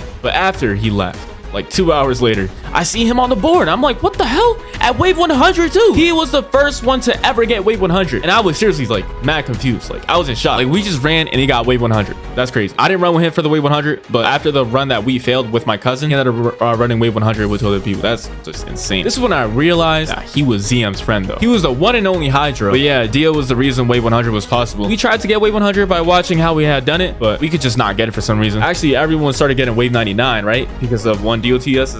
It's like a whole wave basically, but they were able to double Dio. And double Dioing was so hard. You had to like Dio after rewinding with Giorno and then Dio again at the end. Like you gotta make the units last for 8 minutes after rewinding in the back after Funny Valentine. This was probably the hardest infinite mode to ever get because I believe Hydro was the only one to actually get wave 100. But there were a bunch of new changes listed here. They must have felt mad proud too. A new code launched giving you 300 gems and 500 coins, and now leaderboard placement is based on how fast you got the wave. Finally, instead of it being heavily RNG based, I could get a spot on the leaderboard now with actual skill. Just never getting Kaido though, you know what I mean?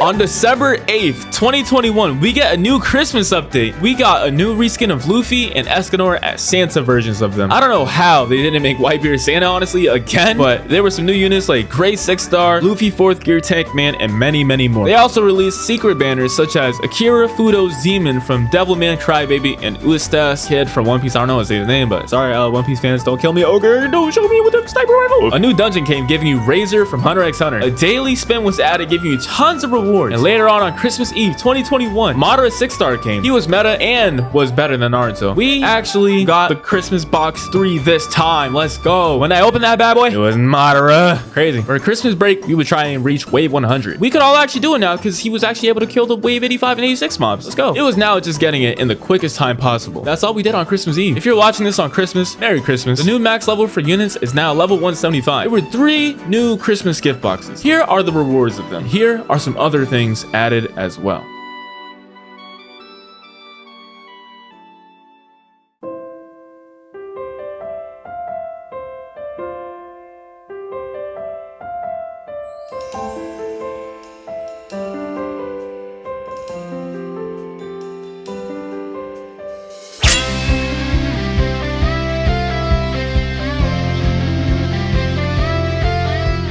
Happy New Year's to the people watching this on New Year's. On January 30th, 2022, World 2 came up with a new update. Oh my god, this place looks crazy! But unfortunately, you gotta be level 100 to get in though. You got Shenron at the Summon, Bulma's Corp as story mode, a really cool area for infinite mode, and the leaderboards here have a new font. It looks epic. The nostalgic music too. There's a new currency called emeralds, and it's used to summon the Z banner. The Z banner contains 6-star units. There was also a new orb search bar now. The new World 2 story mode was Familiar Planet based on Dragon Ball, giving you the Saiyan pod. There were many new units like Tengen from Demon Slayer and Uryu from Bleach. But oh my god, we finally get a new money unit. Speedwagon from JoJo's Bizarre Adventures is officially the best new money unit. You know what that means? We can finally use both Madara and Sasuke. The reason we use Sasuke instead of Naruto is because he was too expensive at the time. But you know what? Whatever, don't do it. Just don't do it. On this run, we stopped skipping at wave 84 and we cleared both 85 and 86, then started time stopping till we died. We didn't know what wave we would get, but we ended up getting wave 103. This was my most proudest leaderboard run yet, and I actually proved to myself that I was a worthy time stopper. Now, unfortunately, it was with the help of macro. Same with wave 100 when I ran wave 100 back then. I didn't want to tell my friends because I didn't want them thinking that I didn't know how to time stop well manually, because before using macro, I actually was a really good time stopper. You kind of had to be good at math, and you needed a good reaction time to be a god at time stopping. Queso would have been a really good time stopper, because look at this. I know, right? I wish I never cheated myself time stopping, bro. It was really upsetting because this whole time I've been manually time stopping, and now I'm here using a macro. I felt super bad about this, and they eventually caught on pretty quickly. I didn't need no stupid program time stopping perfectly for me because I already knew how to time stop well, like very, very good. Probably top like 2 or 3%. This was a very important lesson I learned. I felt like I betrayed my friends by lying to them. I ended up telling them in April. There was also a new Titanic orb for Armin, and fuck no, I'm not using him, and the demonic orb for Yusuke, and a new code giving 500 coins and 300 gems. Later on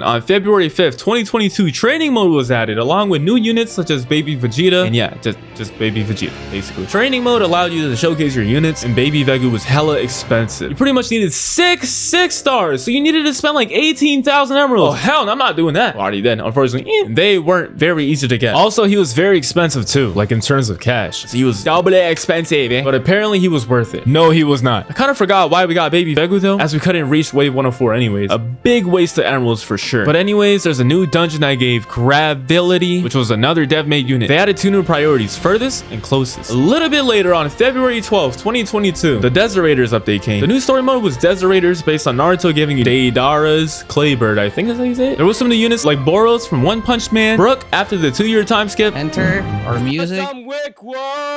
Oh! Yeah, I'm recording this from YouTube. Now, are you ready? Let's get started. Liz and Soul Eater, and Kaiba from Yu-Gi-Oh! Ooh, a new unit. I mean, a new anime. Oh, let's go. And Gun Girl 2 was the new alt meta for Air, and she was from the dungeon. At first, we thought Kaiba would be meta, but his range is just too small. We experimented with him for double path, but he sadly wasn't meta. There was some extra stuff added also. A little bitty itty bitty later, on February 21st, 2022, I know, it was another small update, but some new units were hit in a Dragon Ball Super version of Goku. Here are some other things added to the game. I'm gonna be flying through the rest of these small updates because I know it's boring, so I got you guys. A little bit later, on March 1st, 2022, a new AOT Rumble event happened. Gain points as a team in the Rumble game mode to earn Crush Boxes. Crush Box 3 would give you Shinobu, which is a meta poison unit that could be used in Elemental Infinite. Some new units that came were Eren Timeskip and Jiren. Eren's final ability was really cool with a sick animation, and the level task ended up giving more gems. A tiny bit later, on March 8th, 2022, many new units were buffed. A lot of units. Here are the units that got buffed. Now Gojo's time stop lasts longer now, and after he time stops, it's instant instead of happening a second after. This was amazing because we could more accurately see if we made or missed a time stop. Unfortunately, this made people like myself get auto clear 3.0 and set it to 10 seconds so that every time we time stop, we would basically do it perfectly with like a 100 to 200 millisecond delay just in case of lag. And this was the easiest time to macro TS, bro. I still wish I never did this. To be honest, I feel like the only leaderboards that were actually impossible without macro TS was probably the Wave 91 era and the Wave 100 era when they got it with just Naruto before Madara came out. And ASCDX, don't macro TS because it feels way better when you actually get the highest wave without macro TS, with just your regular TS. That nervousness that you feel when you normally TS, when a wave gets too high and you're about to die, is normal. That's actually what's like preparing you for even better time stops in the future, bro. They were now YouTube and Twitter, now X, follower rewards. If you follow them, you would get a winged up Uryu and Hyuga. Mihawk 6-star was the new meta unit. It made 104 for both normal and air infinite possible, but it also made 105 possible on both too. Dude, he can just probably one clap Russia. On March 16th, 2022, a little bit later, another update came with a Sky Fleet story mode. It was based on One Piece, giving you Mini Mary II. The two new units were Yugi from Yu-Gi-Oh! And Megumin from Konosuba. On March 21st, 2021, 24k golden update came. We got our units from the Crush Boxes, and there was a new unit. It was a little protected unit type thing, and we got 24k golden for it. I didn't really play it that much, sadly, as I was trying my hardest, my absolute hardest, trying to get leaderboards. On April 1st, 2022, I came back. No, I did not. April Fool's, boy. Well, actually, I did for one day. I was really trying to get Wave 104 with Benwa and Steven and Bolt and everybody else. But after losing and losing so many times, I thought about something. After all the strats we have ever thought of, like double rewinding, triple rewinding for the split cloners, double DOs, skipping 2 waves at once and more, why not we just double law as well? The question was, do we rewind them first or law first? And are they going to die on time? Because they also caught some Wave 90 units. Tried this and it did not work the first time because the mobs that were originally lawed for the first time only had like 1% HP left, like the smallest sliver of damage ever. They ended up killing us and I couldn't believe it. It had to have been because the buffer wasn't buffing right. Nah, that's because I just suck.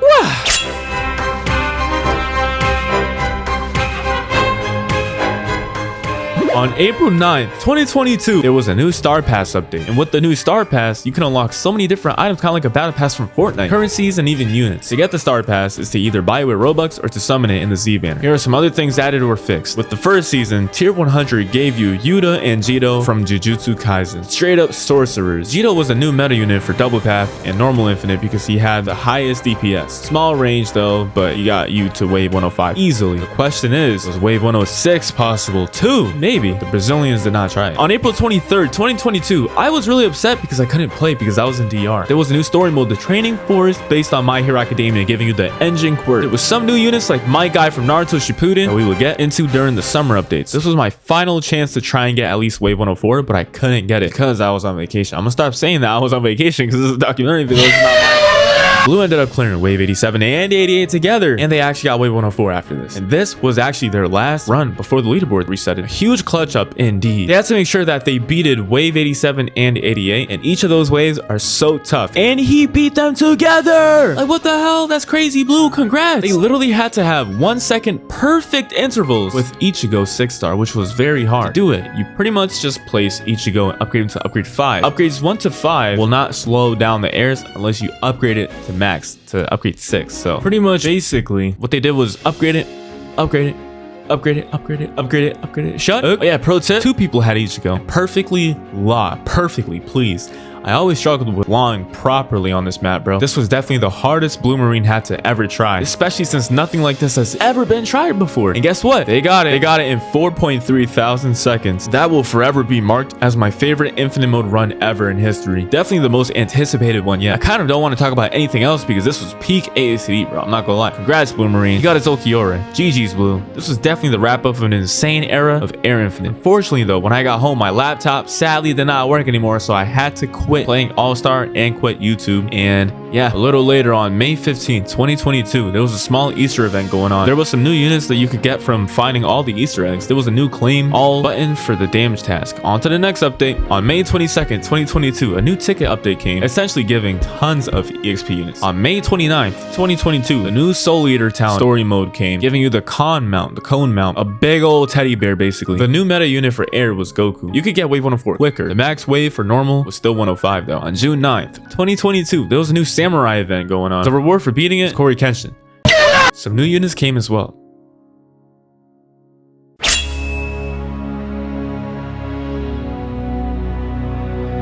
On June 19th, 2022, Burning Savannah update came, giving you the Road Roller from JoJo's Bizarre Adventures. Season 2 came with Prime Whitebeard and Gold D Roger from One Piece. Whitebeard was probably the new meta for Double Path, but Roger was 100% new meta for normal and Double Path. We started experimenting with elemental units on normal now, it seems like. Another new meta unit was Fuse Zamasu, and Goku Black and Zamasu Fuse. Decreases all of the enemy's HP down to 50%, but it only works if the enemy's HP is above 50% HP. Only affecting enemies in his range, unfortunately, but still really OP. All the updates after 27, I didn't play. On July 9th, 2022, a new Ant K story mode appeared, giving a Godspeed aura from Hunter x Hunter. An aura as a mount? That's pretty cool, I'm not gonna lie. If it gives me powers, then power up my power up. Gon and Killua 6 stars came, and Gon became the new nuke unit, while Killua had a new multiple ability, Wishes. You could either wish for 200k cash, deal 2 million damage to every enemy in range, or heal your base by a lot, like millions of HP. I forgot, maybe like 2 or 4 million. But with this in mind, people started bringing Might Guy out because he gains 100k every wave. He does take away HP from your base though, so people started using the old Might Guy and Killua combo. Only one person needed to bring Killua really, and they would end up getting like wave 120 or something like that. There's no videos, and I wasn't able to play during this time. On July 23rd, 2022, the Dr. Innovator event came, giving you Bulma's dad as a reward. Get off the computer and go be a lawyer, doctor, and scientist right now! He gave slightly less money than Bulma though, but just in case there's ever a unit that costs like 25 million cash, we would use these 3 farms. Kinda like the Bulma Saber and Eskimor days. A new Giant 2 story came out, giving the merely on Day was time stopping one day for fun, but he unexpectedly noticed the units were slowing down. The devs actually removed the skip limit, so he was figuring out a way to slow the units down enough to get a really high wave. His plan worked, and he got wave 138. Let's go, Day. A little later on August 6, 2022, a new Demon 2 story mode came, giving Xenia's wings from 7 Deadly Sins. There's a new raid section with 1 raid. Fiend's siblings were the new elemental meta. On August 12, 2022, the Gust event came with a new Gust unit and a mount, Grey Wolf. It was pretty cool. On August 20th, 2022, there was a new unit, a new map, and a new goddess story mode, giving Xenia's other wings. Okay, Xenia is a very popular character, it looks like. On August 26, 2022, there was a new Gas event, giving you Gas. On September 9th, 2022, there was a new Bazaar raid, giving you 2 new Gojo units, giving you Yoshaga, Kiryu, and Heart Tank. Wait a minute, isn't that a mount? Wait, is that Stardust?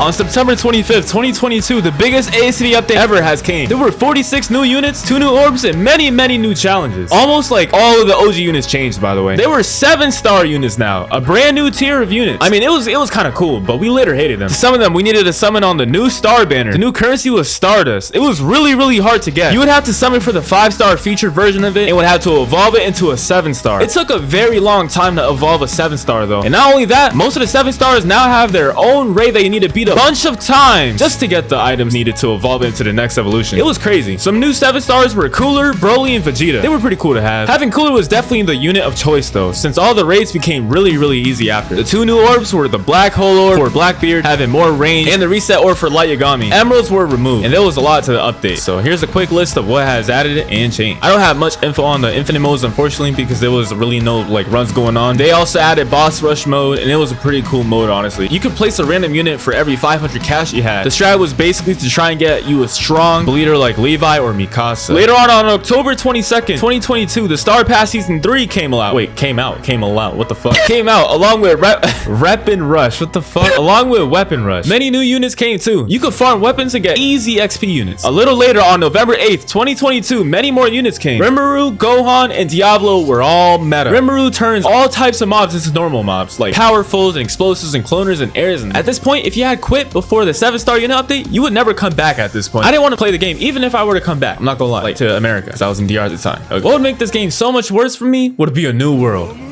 Oh my god.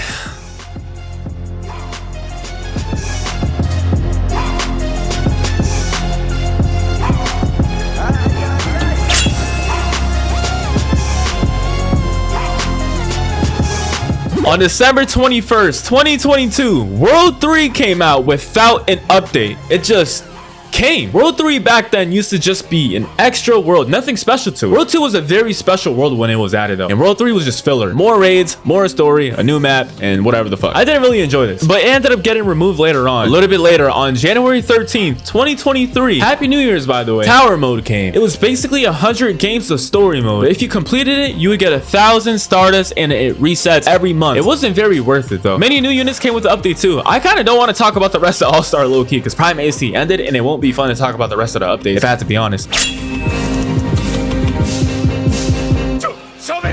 On January 29, 2023, Mob for Mob Psycho 7-star came out and became a new nuke unit.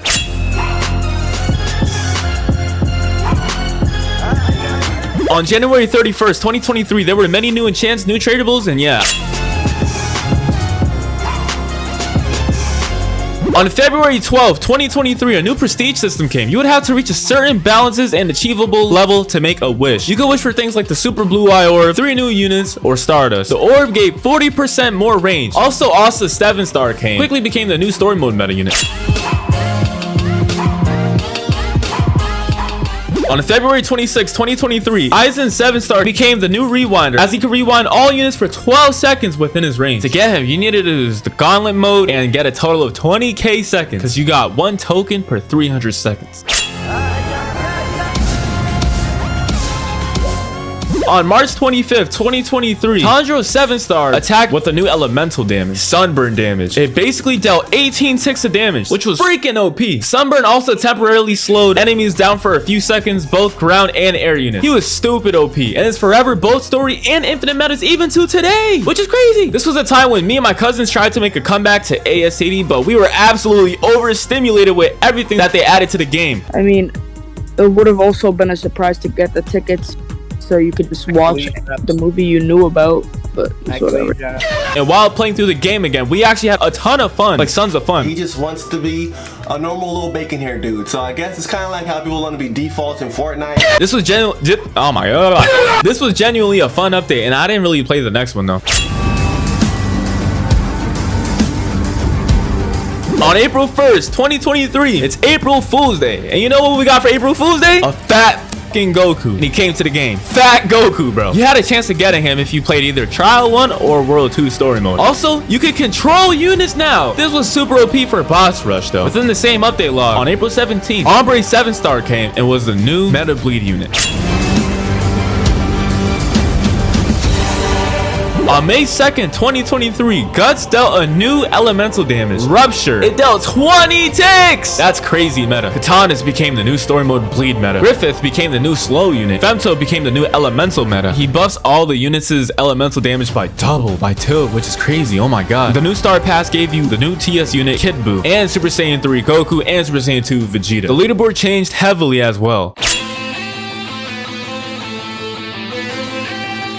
On May 16, 2023, there was a new money and buff unit, Idol. This was huge for ASCD since there was never a unit quite like her. We didn't even know it was possible, but it came true. She could give 130,000 cash and waves. She also had a new ability that made the enemies take 15% more damage from all sources of attack. Huge meta for everything. Sadly, she would lose her buffing ability as you upgraded to the max. Shake it to the max. Please get that. I don't even know how it's saying it.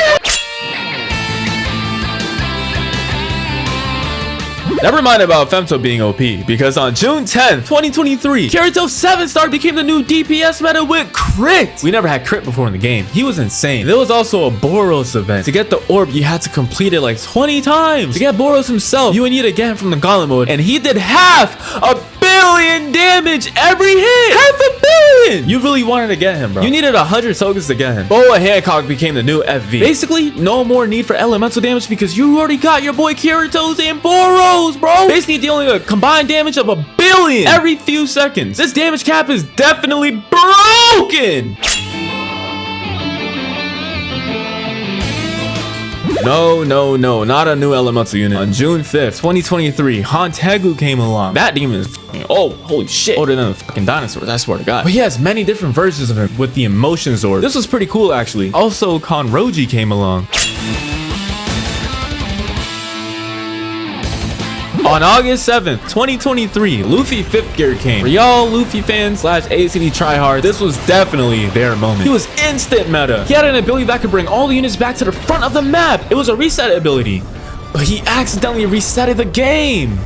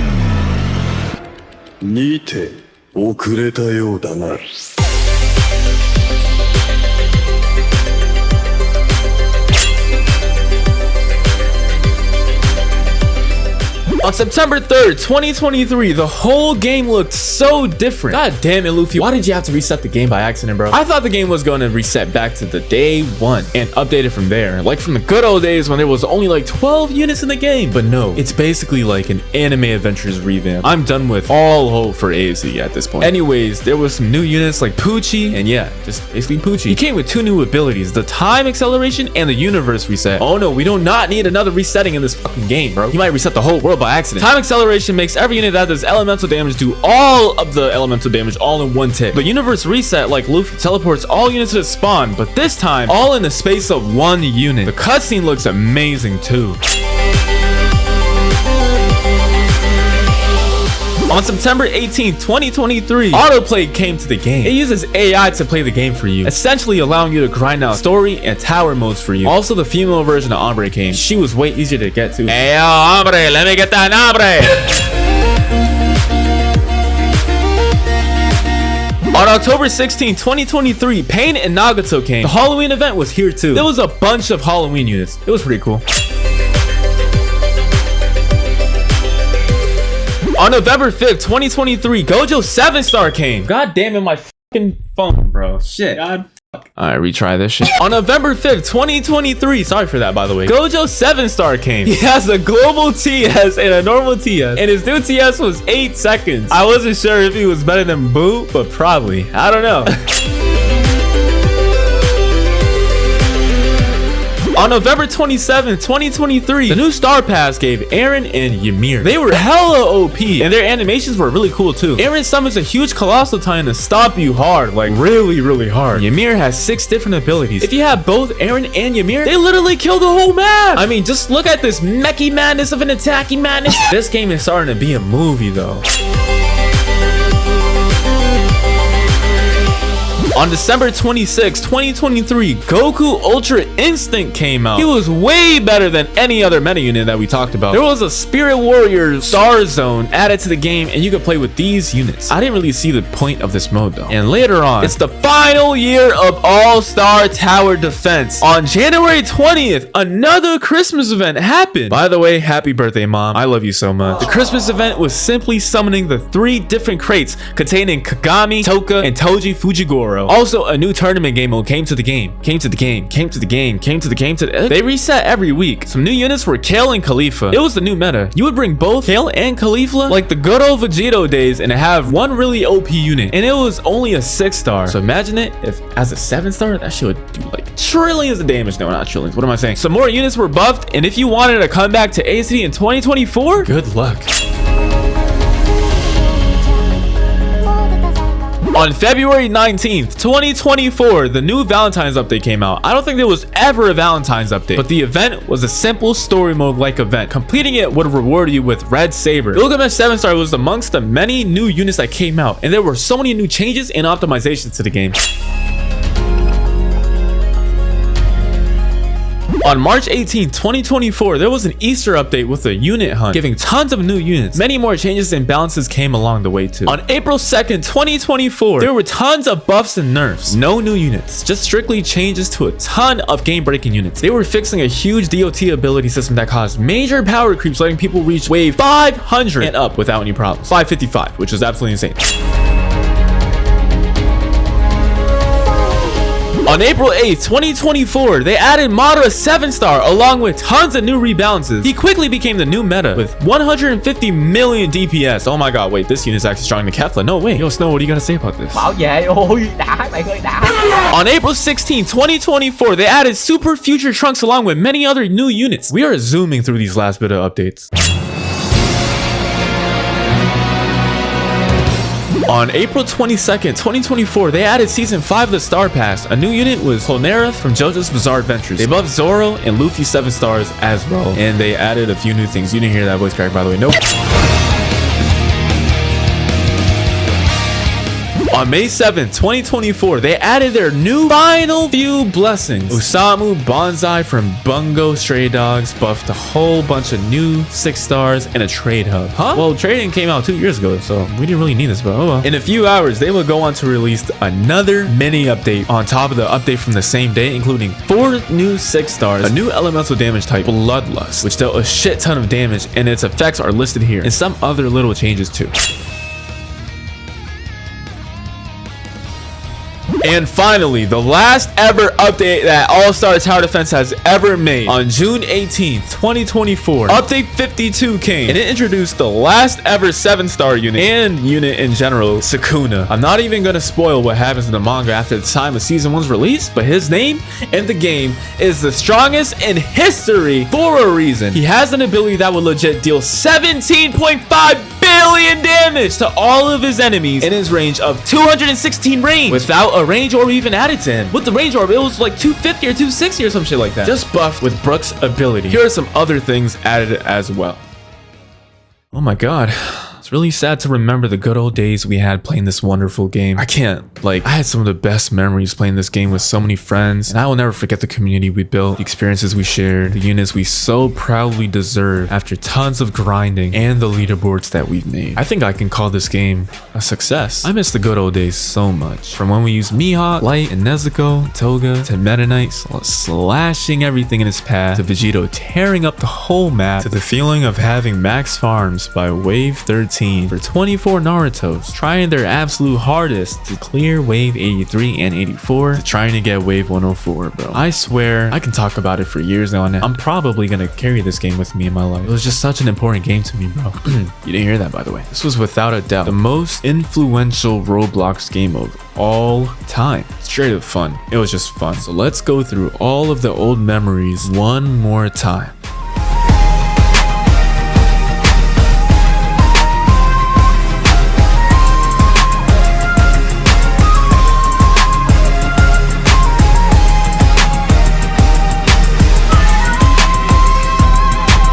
I'll I'll forever miss you, All-Star Tower Defense. And thank you guys for watching. And last thing before we go, guys, thank you, Myles. Myles, thank you so much from the bottom of my heart for introducing me to All-Star Tower Defense and anime in general. If it wasn't for you, bro, this video would have never been made. Now, Myles grew up on Naruto, so I chose this Naruto song just for you. I'll see you guys in 3 months with a new documentary. Peace!